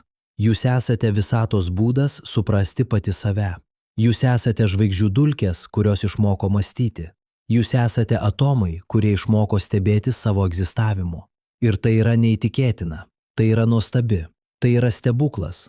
Ne antgamtinis stebuklas, bet gamtinis stebuklas. Stebuklas, kad visata, kuri prasidėjo kaip beformė energijos jūra, per 14 milijardų metų evoliucionavo į struktūras, kurios gali mąstyti, jausti, stebėtis. Stebuklas, kad atomai, kurie neturi jokios sąmonės, gali susijungti į struktūras, kurios yra sąmoningos. Stebuklas, kad jūs esate čia, dabar, skaitote šios žodžius, mąstote šias mintis. Įsivaizduokite, kad galėtumėte pamatyti vieną geležies atomą savo kraujyje. Ne tiesiog įsivaizduoti, bet iš tikrųjų pamatyti jį, sekti jo kelionę atgal per laiką. Jūs matytumėte, kaip prieš kelias savaites tas atomas buvo špinatų lape, kurį suvalgėte pietums. Prieš tai dirvožemyje, kurį sugėrė augalo šaknys. Dar anksčiau uolienoje, kuri buvo dalimi Žemės plutos 4 milijardus metų. Bet jei tęstumėte kelionę atgal, jūs pamatytumėte kažką visiškai kitokio. Prieš 4,5 milijardus metų tas atomas nebuvo Žemėje. Jis buvo dalimi milžiniško dulkių ir dujų debesio, kuris lėtai sukosi kosmoso erdvėje. Prieš 5 milijardus metų jis buvo išmestas į tą debesį neįtikėtinu greičiu, trečdaliu šviesos greičio. Kaip jis ten atsidūrė? Jis buvo išspaustas iš žvaigždės, kuris sprogdama mirė. O prieš tą sprogimą jis buvo žvaigždės branduolyje, kur temperatūra siekė 3 milijardus laipsnių, kur jis buvo sukurtas per procesą, kuris truko vieną dieną. Vieną dieną. Geležies atomas, kuris dabar leidžia jūsų kraujui nešti deguonį, buvo sukurtas per vieną dieną prieš 5 milijardus metų. Ir mes tai žinome ne todėl, kad spėliojame. Mes tai žinome todėl, kad galime tai išmatuoti. Štai kaip. XIX amžiaus viduryje mokslininkai atrado, kad kai jūs kaitinate elementą, jis išskiria šviesą specifinėmis spalvomis. Kiekvienas elementas turi savo unikalų pirštų atspaudą, specifinių bangos ilgių rinkinį. Natris išskiria geltoną šviesą, varis žalią, stroncis raudoną. Kai jūs žiūrite į fejerverkus, jūs matote šiuos pirštų atspaudus. Skirtingi metalai sukuria skirtingas spalvas. Tada mokslininkai suprato kažką revoliucingo. Jie galėjo panaudoti tą patį metodą žvaigždėms tirti. Kai jūs praleidžiate žvaigždės šviesą per prizmę, ji išsiskaido į spektrą, vaivorykštės spalvų. Bet tame spektre yra tamsios linijos, vietos, kur trūksta tam tikrų bangos ilgių. Tos tamsios linijos yra elementų pirštų atspaudai. Kiekviena linija sako, čia yra vandenilis, čia yra helis, čia yra geležis. Būtent taip mes žinome, iš ko sudarytos žvaigždės, nors jos yra šimtų, tūkstančių, milijonų šviesmetų atstumu. Mes niekada nesilietėme žvaigždės, mes niekada nepaėmėme jos mėginio, bet mes galime išanalizuoti jo šviesą ir ta šviesa mums pasako viską. Ji pasako, kokie elementai yra žvaigždėje. Ji pasako, kokia temperatūra. Ji pasako, kaip greitai žvaigždė juda. Ji net pasako, ar žvaigždė turi planetas, nes planetos šiek tiek traukia žvaigždę ir tas traukimas keičia šviesos spektrą. Ir štai kas iš tikrųjų stebina. Kai mokslininkai pradėjo matuoti skirtingų žvaigždžių spektrus, jie atrado modelį. Jaunos žvaigždės turi daugiau sunkiųjų elementų nei senos žvaigždės. Kaip tai įmanoma? Juk sunkieji elementai sukuriami žvaigždėse. Ar neturėtų būti atvirkščiai? Ne. Ir štai kodėl. Pirmosios žvaigždės visatoje buvo sudarytos tik iš vandenilio ir helio, vienintelių elementų, kurie egzistavo po didžiojo sprogimo. Tos žvaigždės gyveno, degė, mirė. Kai jos mirė, jos išmetė į kosmosą sunkiuosius elementus, kuriuos sukūrė savo viduje. Antroji žvaigždžių karta susiformavo iš dujų, kurios jau turėjo šiek tiek sunkiųjų elementų. To žvaigždės sukūrė dar daugiau sunkiųjų elementų. Trečioji karta – dar daugiau. Kiekviena karta praturtina visatą sunkiaisiais elementais. Mūsų Saulė yra maždaug trečiosios kartos žvaigždė. Tai reiškia, kad elementai, iš kurių ji sudaryta, ir elementai, iš kurių sudaryta Žemė, ir elementai, iš kurių sudarytas jūsų kūnas, buvo sukurti mažiausiai dviejose ankstesnėse žvaigždžių kartose. Jūsų kūnas yra ne tik žvaigždžių dulkės. Jūs esate kelių kartų žvaigždžių dulkės. Bet kaip mes žinome, kad tai tiesa? Kaip mes žinome, kad elementai iš tikrųjų buvo sukurti žvaigždėse, o ne pavyzdžiui didžiojo sprogimo metu? Atsakymas yra matematika ir eksperimentai. XIX amžiaus pabaigoje mokslininkai suprato, kad atomai nėra nedalomi. Jie sudaryti iš mažesnių dalelių – protonų, neutronų, elektronų. XX amžiaus pradžioje jie suprato, kaip tos dalelės sąveikauja. Jie sukūrė branduolinės fizikos teoriją ir ta teorija leido jiems apskaičiuoti, kas turėtų vykti žvaigždės viduje. Skaičiavimai parodė, kai temperatūra siekia 10 milijonų laipsnių, vandenilio branduoliai gali įveikti elektromagnetinį atstumą ir susijungti. Kai temperatūra siekia 100 milijonų laipsnių, helio branduoliai gali susijungti į anglį. Kai temperatūra siekia milijardą laipsnių, gali susidaryti geležis. Teorija tiksliai numatė, kokie elementai turėtų susidaryti kokioje temperatūroje. Tada mokslininkai padarė kažką genialaus. Jie palygino teorijos prognozę su tuo, ką jie matė visatoje.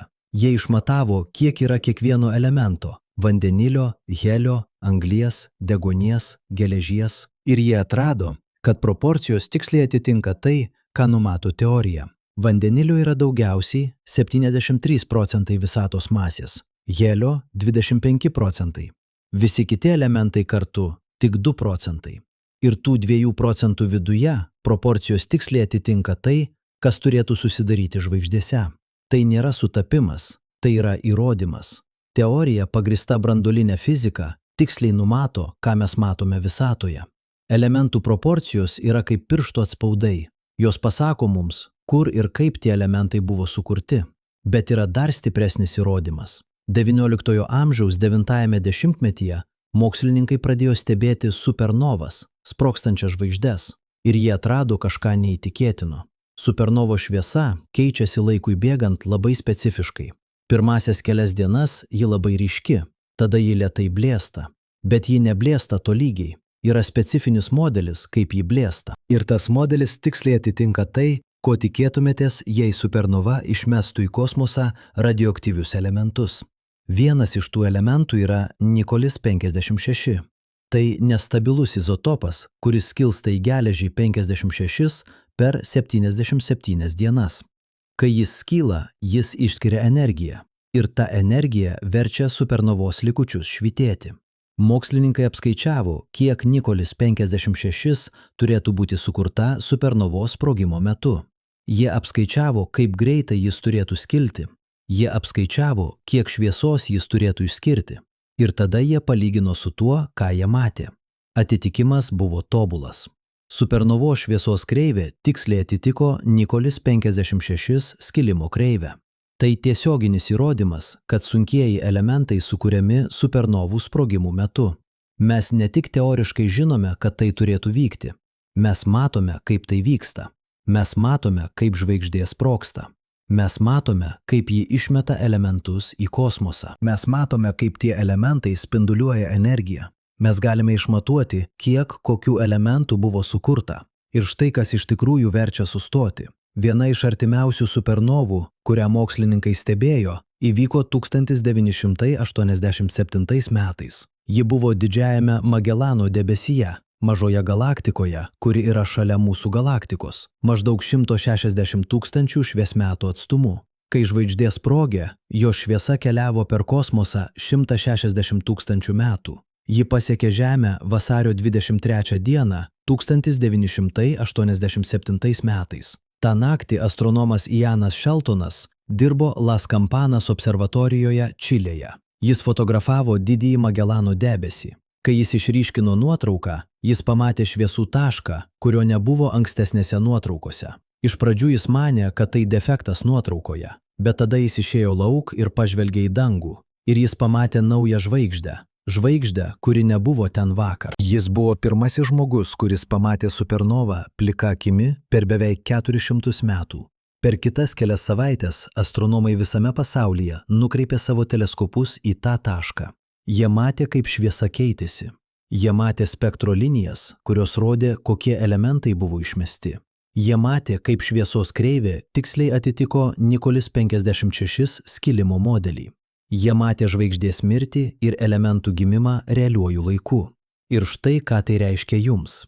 Kai ta žvaigždė sprogė prieš 160 000 metų, ji išmetė į kosmosą milijonus tonų geležies, nikolis, anglies, deguonies.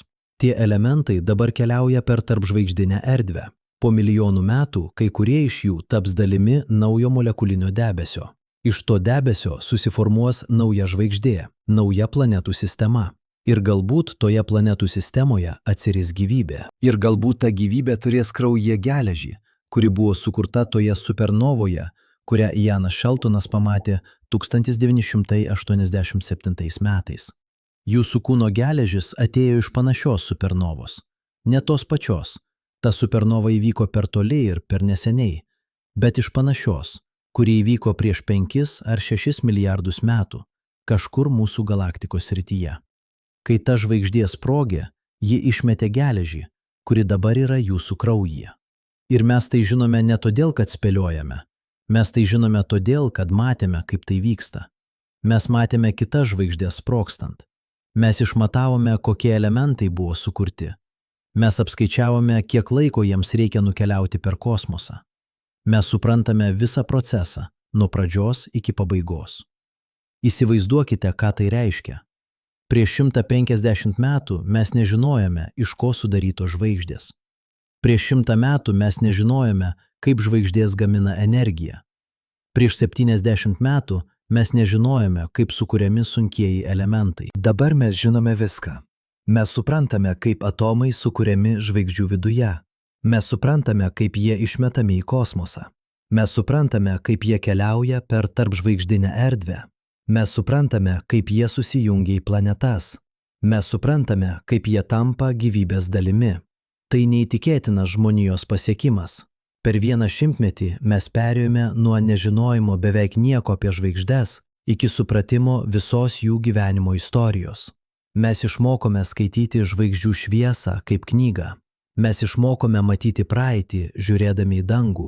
Mes išmokome suprasti, iš kur atėjome. Bet, ir čia turi būti visiškai sąžininga su jumis, yra dalykų, kurių mes dar nežinome.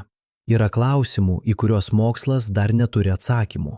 Įsivaizduoju, kad kai kurie iš jūsų galvoja, tai skamba per gražiai, kad būtų tiesa. Ar tikrai mokslininkai gali būti tokie tikri? Ar tai ne tiesiog teorija? Ir tai yra teisėtas klausimas. Leiskite man būti visiškai atviram. Taip, tai yra teorija. Bet moksle žodis teorija nereiškia spėjimas. Jis reiškia paaiškinimas, pagrįstas įrodymais ir patvirtintas eksperimentais. Gravitacijos teorija yra teorija.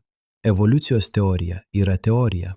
Žvaigždžių nukleosintezės teorija, teorija, kad elementai sukuriami žvaigždėse, taip pat yra teorija. Ir visos šios teorijos yra patvirtintos tūkstančiais eksperimentų ir stebėjimų. Bet ar mes žinome viską? Ne, toli gražu ne. Yra milžiniškų spragų mūsų žiniuose. Mes nežinome, kas sukėlė didįjį sprogimą. Mes žinome, kad visata prasidėjo prieš 14 milijardų metų, bet mes nežinome, kodėl ji prasidėjo. Mes nežinome, kas buvo prieš didįjį sprogimą, ar iš viso buvo prieš. Mes nežinome, ar mūsų visata yra vienintelė, ar yra begalė kitų visatų su skirtingomis fizikos konstantomis. Mes nežinome, kas yra tamsioji materija. Mes žinome, kad ji egzistuoja. Mes matome jos gravitacinį poveikį galaktikoms. Bet mes nežinome, iš ko ji sudaryta. Tai nėra įprasta materija. Ne atomai, ne protonai, ne elektronai. Tai kažkas visiškai kito. Ir jos yra 5 kartus daugiau nei įprastos materijos. Tai reiškia, kad 85% materijos visatoje yra kažkas, ko mes nesuprantame. Mes nežinome, kas yra tamsioji energija. Mes žinome, kad ji egzistuoja. Mes matome, kaip ji greitina visatos plėtimąsi. Bet mes nežinome, kas ji yra. Ir jos yra dar daugiau nei tamsiosios materijos. 70% visatos energijos yra kažkas, ko mes visiškai nesuprantame. Mes nežinome, kaip tiksliai iš nesąmoningos materijos kyla sąmonė. Mes žinome, kad sąmonė kyla iš smegenų veiklos. Mes žinome, kurios smegenų dalys yra aktyvios, kai jūs mąstote, jaučiate, prisiminate. Bet mes nežinome, kodėl tos neuronų aktyvumo bangos sukuria subjektyvią patirtį. Tai, ką filosofai vadina kvalia. Kodėl šviesos bangos tam tikro dažnio sukuria pojūtį, kurį mes vadiname raudona. Kodėl tam tikri neuronų aktyvumo modeliai sukuria pojūtį, kurį mes vadiname skausmas, mes nežinome. Mes nežinome, ar gyvybė egzistuoja kitur visatoje. Mes žinome, kad yra milijardai planetų, kurios gali būti tinkamos gyvybei, bet mes nežinome, ar gyvybė iš tikrųjų ten atsirado. Mes nežinome, ar gyvybės atsiradimas yra neišvengiamas, kai yra tinkamos sąlygos, ar tai neįtikėtinai retas sutapimas. Mes nežinome, ar esame vieni, ar visata pilna gyvybės. Ir štai kas iš tikrųjų svarbu. Mes pripažįstame, ko nežinome. Tai yra mokslo stiprybė, nesilpnybė. Pseudomokslas tvirtina, kad žino viską. Religija tvirtina, kad turi galutinį atsakymą. Bet mokslas sako, štai ką mes žinome. Štai kaip mes tai žinome.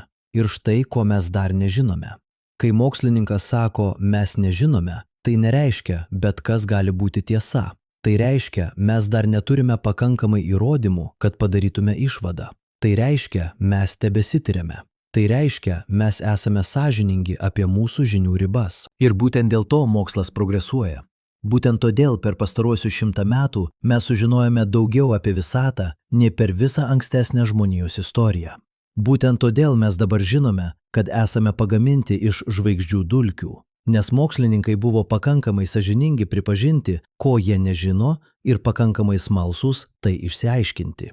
Taigi, kai aš sakau, kad jūs esate pagaminti iš žvaigždžių dulkių, aš neprašau jūsų tikėti manimi aklai. Aš prašau jūsų pažvelgti į įrodymus. Pažvelkite į spektrus, kurie rodo, kokie elementai yra žvaigždėse. Pažvelkite į supernovų šviesos kreives, kurios rodo, kaip elementai sukuriami. Pažvelkite į elementų proporcijas visatoje, kurios atitinka teorijos prognozes. Pažvelkite į tūkstančius eksperimentų, kurie patvirtina branduolinės fizikos teoriją. Įrodymai yra prieinami, jie yra publikuoti mokslo žurnaluose, jie yra patikrinti tūkstančių mokslininkų visame pasaulyje, jie yra patvirtinti nepriklausomais eksperimentais. Tai nėra vieno žmogaus nuomonė, tai nėra tikėjimas, tai yra žinios pagrįstos įrodymais. Ir tos žinios mums sako kažką giliai svarbaus. Jos mums sako, kad mes nesame atskirti nuo visatos. Mes esame visatos dalis. Atomai, kurie sudaro mūsų kūnus, buvo sukurti žvaigždžių viduje. Energija, kuri leidžia mums gyventi, ateina iš Saulės. Informacija, užkoduota mūsų DNR, kaupėsi per 4 milijardus metų evoliucijos. Mes esame nestebėtojai, žvelgiantys į visatą iš išorės.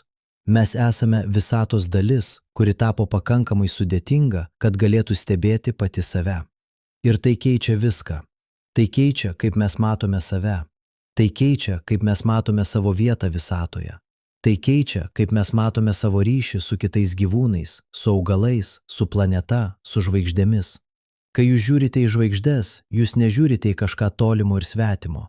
Jūs žiūrite į vietas, kur buvo sukurti atomai, kurie dabar sudaro jūsų kūną. Kai jūs žiūrite į kitą žmogų, jūs nežiūrite į atskirą būtybę, jūs žiūrite į kitą atomų išsidėstymą, kuris kaip ir jūs yra visatos būdas pažinti pati save. Kai jūs žiūrite į medį, į paukštį, į jūrą, jūs žiūrite į savo giminaičius, struktūras, kurios kaip ir jūs yra pagamintos iš žvaigždžių dulkių ir formuojamos evoliucijos. Mes visi esame susiję, ne metaforiškai, bet tiesiogiai, fiziškai. Mes visi dalijamės tais pačiais atomais. Mes visi esame vienos istorijos dalis. Istorijos, kuri prasideda didžiuoju sprogimu ir tęsiasi iki šios akimirkos, kai jūs skaitote šios žodžius. Ir ta istorija dar nesibaigė. Atomai, kurie dabar yra jūsų kūne, tęs savo kelionę. Po jūsų mirties jie grįš į žemę. Jie taps dalimi dirvožemio, vandens, oro. Juos sugėrė augalai. Juos suvalgys gyvūnai. Galbūt po milijonų metų kai kurie iš jų vėl taps dalimi žmogaus kūno. Galbūt po milijardų metų, kai Saulė taps raudonuoju milžinu, jie bus išmesti atgal į kosmosą. Galbūt jie taps dalimi naujos žvaigždės, naujos planetos, naujos gyvybės formos. Jūs esate ne pabaiga. Jūs esate tarpinis žingsnis begalinėje kelionėje. Jūs esate momentas, kai atomai, kurie keliavo milijardus metų, laikinai susijungia į struktūrą, kuri gali mąstyti, jausti, stebėtis. Jūs esate visatos būdas pažinti pati save. Jūs esate žvaigždžių dulkės, kurios išmoko mąstyti. Ir tai nėra metafora. Tai yra tiesioginis, fizinis, išmatuojamas, patvirtintas faktas. Kiekvienas atomas jūsų kūne turi istoriją, kuri tęsiasi milijardus metų. Kiekvienas atomas yra liudininkas įvykių, kurie nutiko prieš jūs ir tęsis po jūsų. Kiekvienas atomas yra ryšys tarp praeities ir ateities, tarp žvaigždžių ir sąmonės, tarp kosmoso ir gyvybės. Tai yra jūsų tikroji istorija. Ne istorija prasidedanti jūsų gimimu ir pasibaigsianti jūsų mirtimi, bet istorija prasidedanti didžiuoju sprogimu ir tęsianti iki nežinomos ateities. Istorija, kurioje jūs esate ne atskirtas stebėtojas, bet aktyvus dalyvis. Istorija, kurioje kiekvienas atomas jūsų kūne yra žvaigždės palikimas, evoliucijos stebuklas, visatos savęs pažinimo įrankis. Ir kai jūs suprantate tai, kai jūs iš tikrųjų suprantate, ne tik intelektualiai, bet giliai, emocionaliai, tai keičia viską. Tai keičia, kaip jūs matote save. Tai keičia, kaip jūs matote kitus. Tai keičia, kaip jūs matote pasaulį. Nes jūs suprantate, kad nesate atskirtas. Jūs esate susietas, jūs esate dalis, jūs esate visata, pažįstanti pati save. Dabar sustokite. Tiesiog sustokite akimirkai ir pajuskite savo kvėpavimą. Įkvėpkite, iškvėpkite. Kiekvienas įkvėpimas atneša maždaug 500 milijonų deguonies molekulių į jūsų plaučius. Kiekviena iš tų molekulių buvo sukurta žvaigždėje prieš milijardus metų. Bet štai kas iš tikrųjų verčia sustoti ir pagalvoti. Kai jūs iškvėpiate, tos molekulės grįžta į orą, jos keliauja vėju, jas įkvėps kitas žmogus, jas sugėrė medis, jos taps debesies dalimi, jos keliauja aplink planetą. Tai reiškia, kad jūs dalijatės atomais su kiekvienu žmogumi, kuris kada nors gyveno. Jūsų kūne yra atomai, kurie buvo Leonardo da Vinci plaučiuose, kai jis tapė Mona Lisa. Atomai, kurie buvo Marie Curie smegenyse, kai jie atrado radioaktyvumą. Atomai, kurie buvo Alano Turingo rankose, kai jis kūrė pirmąjį kompiuterį. Bet ne tik garsių žmonių. Atomai, kurie buvo jūsų prosenelio širdyje. Atomai, kurie buvo vaiko, kuris mirė prieš 1000 metų ir kurio vardo niekas nebeprisimena. Atomai, kurie buvo pirmojo Homo sapiens, kuris pažvelgė į žvaigždes ir pagalvojo, kas aš esu. Visi tie atomai dabar cirkuliuoja. Jie keliauja iš kūno į kūną, iš gyvūno į augalą, iš žemės į orą, iš vandens į debesis. Nėra jūsų atomų ir mano atomų. Yra tik atomai, kurie laikinai yra jūsų kūne, ir atomai, kurie laikinai yra mano kūne. Mes visi esame laikini atomų išsidėstymai, laikini bangos viename begalinėme materijos vandenyne. Ir tai kelia klausimą, kuris yra vienu metu mokslinis ir filosofinis. Jei mes visi esame pagaminti iš tų pačių atomų, jei tie atomai nuolat keičiasi, jei nėra aiškios ribos tarp manęs ir ne manęs, kas tada yra sąmonė, kas yra aš? Šiuolaikinis mokslas sako, sąmonė yra procesas, ne daiktas. Ji yra modelis, ne substancija.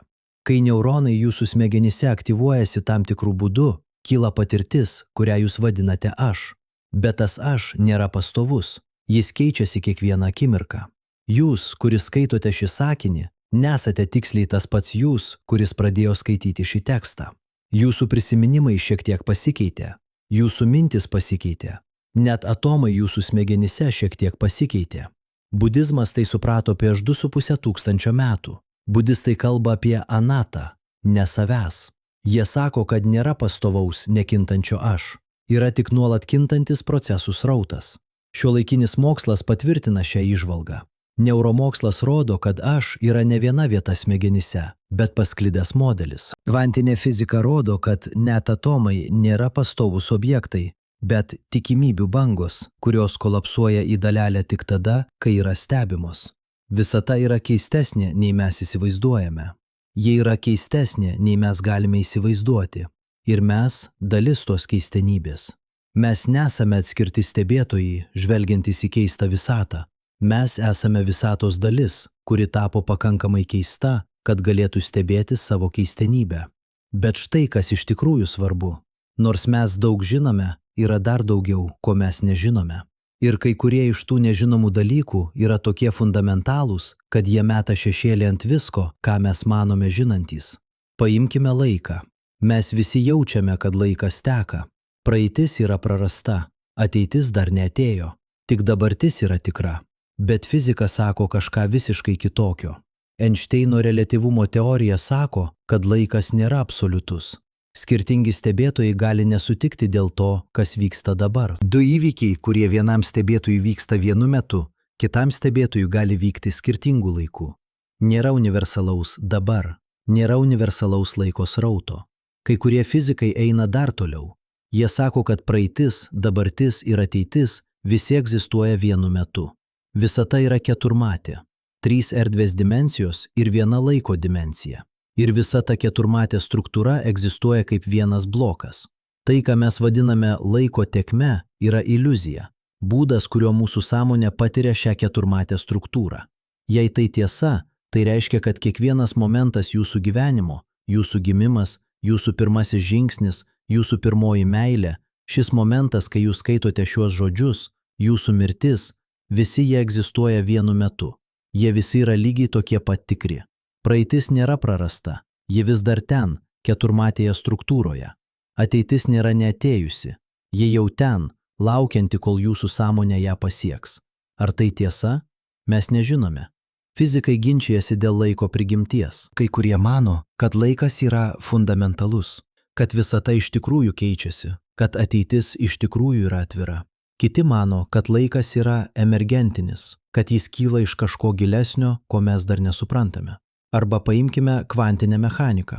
Kvantinė mechanika sako, kad dalelė gali būti dviejose vietose vienu metu, kad ji gali būti ir banga, ir dalelė, kad jos savybės nėra apibrėžtos, kol jos nėra išmatuotos. Einšteinas to nemėgo. Jis sakė, Dievas nežaidžia kauliukais.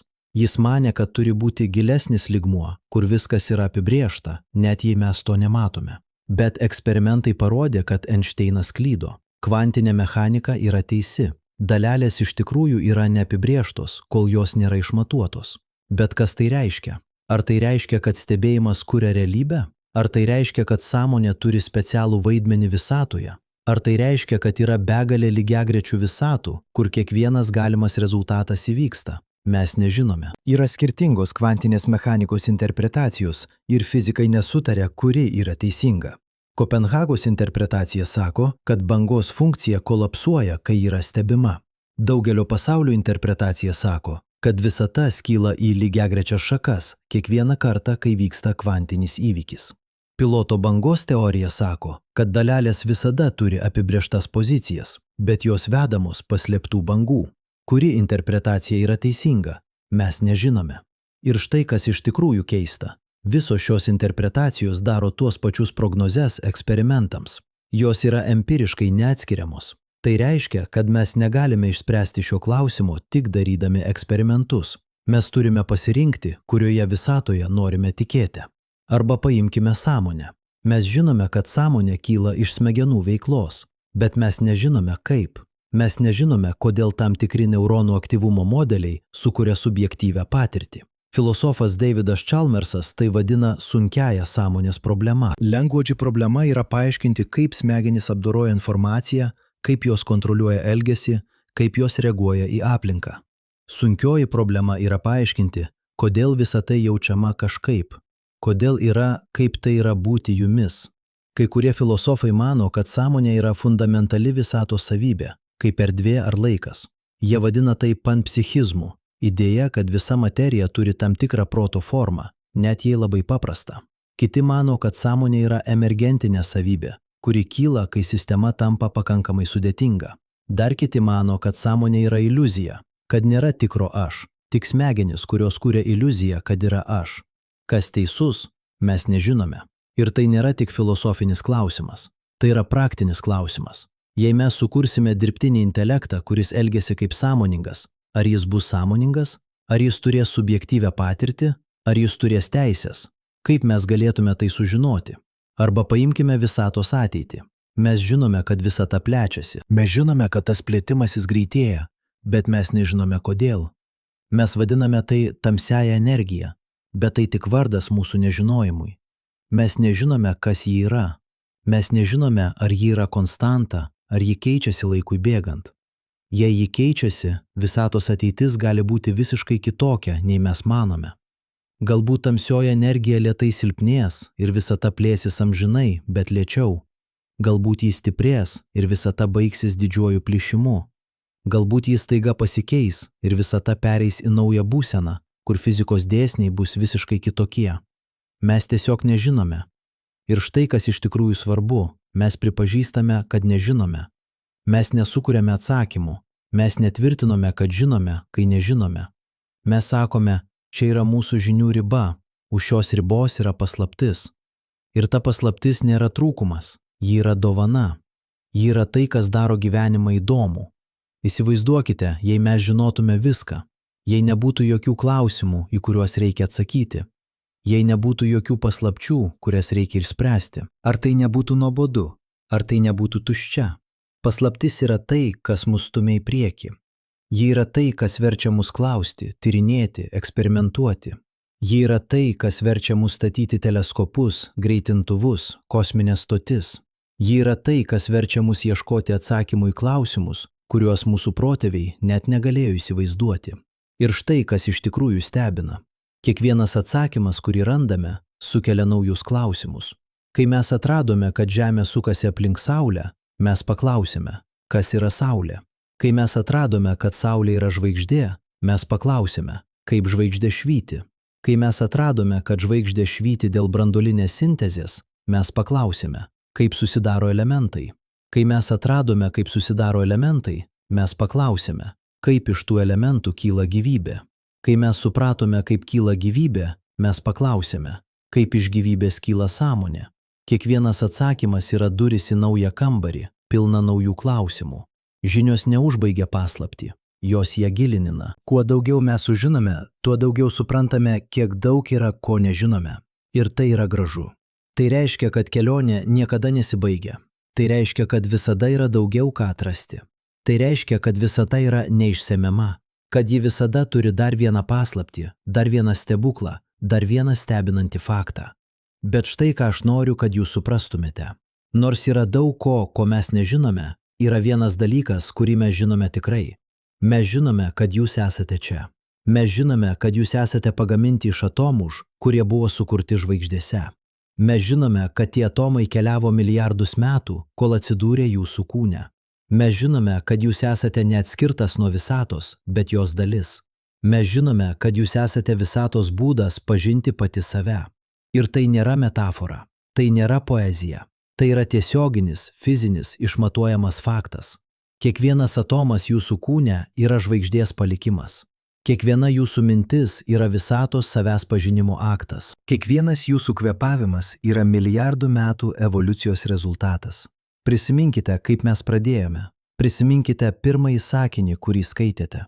Chvilę prieš tai, kai pradėjote skaityti šį sakinį, jūsų širdis suspaudė ir išstūmė maždaug 100 ml kraujo. Dabar jūs žinote, kas yra tas kraujas. Jūs žinote, iš kur atėjo geležis, kuri leidžia tam kraujui nešti deguonį. Jūs žinote, kad ta geležis buvo sukurta žvaigždės branduolyje prieš 5 milijardus metų. Jūs žinote, kad ji keliavo 100 švies metų, kol atsidūrė jūsų kūne. Bet dabar žinokite dar kažką. Ta geležis nepasiliks jūsų kūne.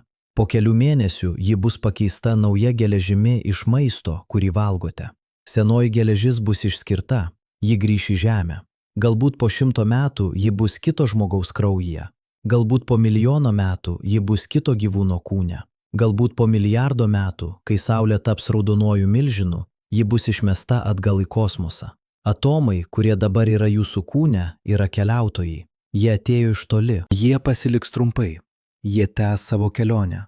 Jūs esate ne jų savininkas. Jūs esate laikinas jų namai. Jūs esate vieta, kur jie sustojo akimirkai, savo begalinėje kelionėje, per erdvę ir laiką. Ir ta akimirka Šis momentas, kai jūs skaitote šiuos žodžius, yra unikali. Ji niekada nepasikartos. Šis tikslus atomų išsidėstymas, kuris yra jūs, egzistuos tik dabar. Po sekundės kai kurie atomai bus pakeisti, po minutės daugiau, po metų dauguma, po 10 metų beveik visi. Bet modelis išliks.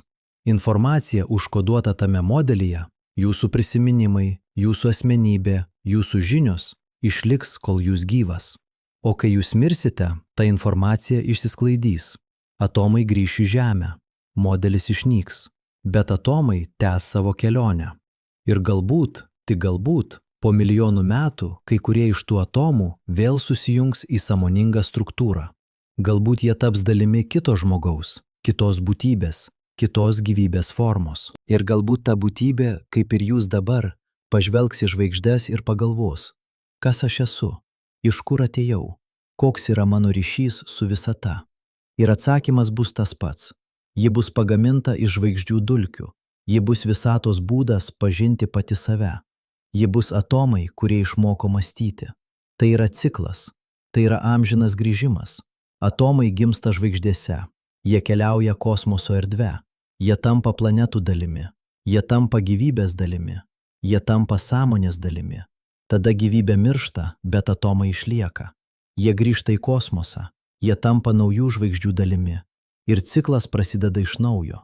Jūs esate vienas žingsnis šiame cikle. Vienas momentas begalinėje kelionėje. Vienas bangos viršūnė begalinėme vandenyne. Bet tas momentas yra brangus. Tas bangos viršūnė yra unikali. Nes tik šiuo momentu, tik šioje vietoje, atomai išsidėstė būtent taip, kad sukurtų jūs. Ir jūs esate stebuklas. Ne antgamtinis stebuklas, bet gamtinis stebuklas. Stebuklas, kad atomai, kurie neturi jokios sąmonės, susijungia į struktūrą, kuri yra sąmoninga. Stebuklas, kad materija, kuri neturi jokio tikslo, organizavosi į struktūrą, kuri gali turėti tikslus. Stebuklas, kad visata, kuri prasidėjo kaip beformė energijos jūra, per 14 milijardų metų evoliucionavo į struktūras, kurios gali mąstyti, jausti, stebėtis. Kai jūs pažvelgiate į naktinį dangų ir pamatote žvaigždes, prisiminkite. Jūs nežiūrite į kažką tolimo ir svetimo. Jūs žiūrite į savo namus. Jūs žiūrite į vietas, kur buvo sukurti atomai, kurie dabar sudaro jūsų kūną. Jūs žiūrite į savo praeitį ir į savo ateitį. Kai jūs pažvelgiate į kitą žmogų, prisiminkite. Jūs nežiūrite į atskirą būtybę. Jūs žiūrite į kitą atomų išsidėstymą, kuris, kaip ir jūs, yra visatos būdas pažinti pati save. Jūs žiūrite į savo giminaitį, ne tik biologinę prasme, bet kosminę prasme. Jūs abu esate pagaminti iš tų pačių žvaigždžių dulkių. Jūs abu esate tos pačios istorijos dalis. Kai jūs pažvelgiate į medį, į paukštį, į jūrą, prisiminkite. Jūs nežiūrite į gamtą kaip į kažką atskirą nuo jūsų. Jūs žiūrite į save. Jūs esate gamtos dalis. Jūs esate būdas, kuriuo gamta organizuoja dalį savęs. Nėra ribos tarp jūsų ir pasaulio. Yra tik vienas procesas, vienas srautas, viena begalinė materijos transformacija. Ir tas procesas yra gražus. Jis yra nuostabus. Jis yra stebinantis. Ne todėl, kad jis turi tikslą, ne todėl, kad jis veda kažkur, bet todėl, kad jis yra. Todėl, kad jis egzistuoja. Todėl, kad jūs esate dalis jo. Galbūt klausimas nėra, kodėl mes čia esame. Galbūt klausimas yra, kaip mes čia esame. Ir atsakymas yra, per 14 milijardų metų evoliucijos, per žvaigždžių gimimą ir mirtį, per planetų formavimąsi, per gyvybės atsiradimą, per sąmonės kilimą, per nesuskaičiuojamus atsitiktinius įvykius, kurie visi turėjo įvykti būtent taip, kad jūs galėtumėte būti čia, dabar, skaitydami šiuos žodžius. Tikimybė, kad jūs egzistuotumėte, yra beveik nulinė. Tikimybė, kad atomai, kurie dabar sudaro jūsų kūną, susijungtų būtent šiuo būdu, yra vienas iš begalybės. Ir vis dėlto jūs esate čia, prieš visas tikimybės, prieš visą logiką. Jūs esate čia. Tai yra dovana. Tai yra stebuklas. Tai yra neįtikėtinai reta galimybė. Galimybė patirti, galimybė suprasti, galimybė stebėtis, galimybė būti visatos būdu, pažinti pati save. Ir ta galimybė yra laikina. Atomai, kurie dabar yra jūsų kūne, nepasiliks. Sąmonė, kuri dabar yra jūs, vieną dieną išnyks. Modelis išsisklaidys, informacija pradings. Bet atomai tęs savo kelionę. Jie bus dalimi kitų struktūrų, kitų procesų, kitų gyvybės formų. Ir galbūt tai yra paguoda, galbūt tai yra grožis. Ne tai, kad mes egzistuosime amžinai, bet tai, kad mes esame dalis kažko, kas egzistuoja amžinai. Ne tai, kad aš išliks, bet tai, kad atomai, kurie dabar yra aš, tęs savo kelionę. Ne tai, kad mano sąmonė bus išsaugota, bet tai, kad visata, kuri sukūrė mano sąmonę, tęs savo evoliuciją. Mes esame ne pabaiga. Mes esame ne tikslas. Mes esame procesas. Mes esame kelionė. Mes esame visatos būdas tyrinėti pati save, pažinti pati save, stebėti savimi. Ir galbūt tai yra pakankamai. Galbūt tai yra daugiau nei pakankamai. Galbūt tai yra viskas, ko mums reikia žinoti. Jūs esate pagaminti iš žvaigždžių dulkių. Jūs esate visatos dalis. Jūs esate atomai, kurie išmoko mąstyti. Jūs esate momentas begalinėje kelionėje. Jūs esate bangos viršūnė begalinėme vandenyne. Jūs esate visatos būdas pažinti pati save. Ir šis momentas, dabar, kai jūs skaitote šios žodžius, kai jūs mąstote šias mintis, kai jūs jaučiate tai, ką jaučiate, šis momentas yra unikalus. Jis niekada nepasikartos. Šis tikslus atomų išsidėstymas, šis tikslus sąmonės momentas, šis tikslus visatos savęs pažinimo aktas, jis egzistuoja tik dabar. Taigi būkite čia, būkite dabar, būkite sąmoningi, nes jūs esate visata, pažįstanti pati save. Jūs esate žvaigždžių dulkės, kurios išmoko stebėtis. Jūs esate stebuklas, kuris įvyko prieš visas tikimybės. Ir galbūt tai yra vienintelis atsakymas, kurio mums reikia. Ne kodėl mes čia esame, bet kad mes čia esame. Dabar, šiuo momentu, gyvi, sąmoningi, stebintys. Žvaigždės, kurios sukūrė atomus jūsų kūne, seniai mirė, bet jūs gyvas. Žvaigždės, kurios sukurs atomus būsimų būtybių kūnuose, dar negimė, bet jūs čia, tarp praeities ir ateities, tarp žvaigždžių mirties ir žvaigždžių gimimo, tarp nebūties ir nebūties. Šis momentas yra viskas, ką turite, ir šis momentas yra pakankamai. Nes šiuo momentu jūs esate visata, pažįstanti pati save.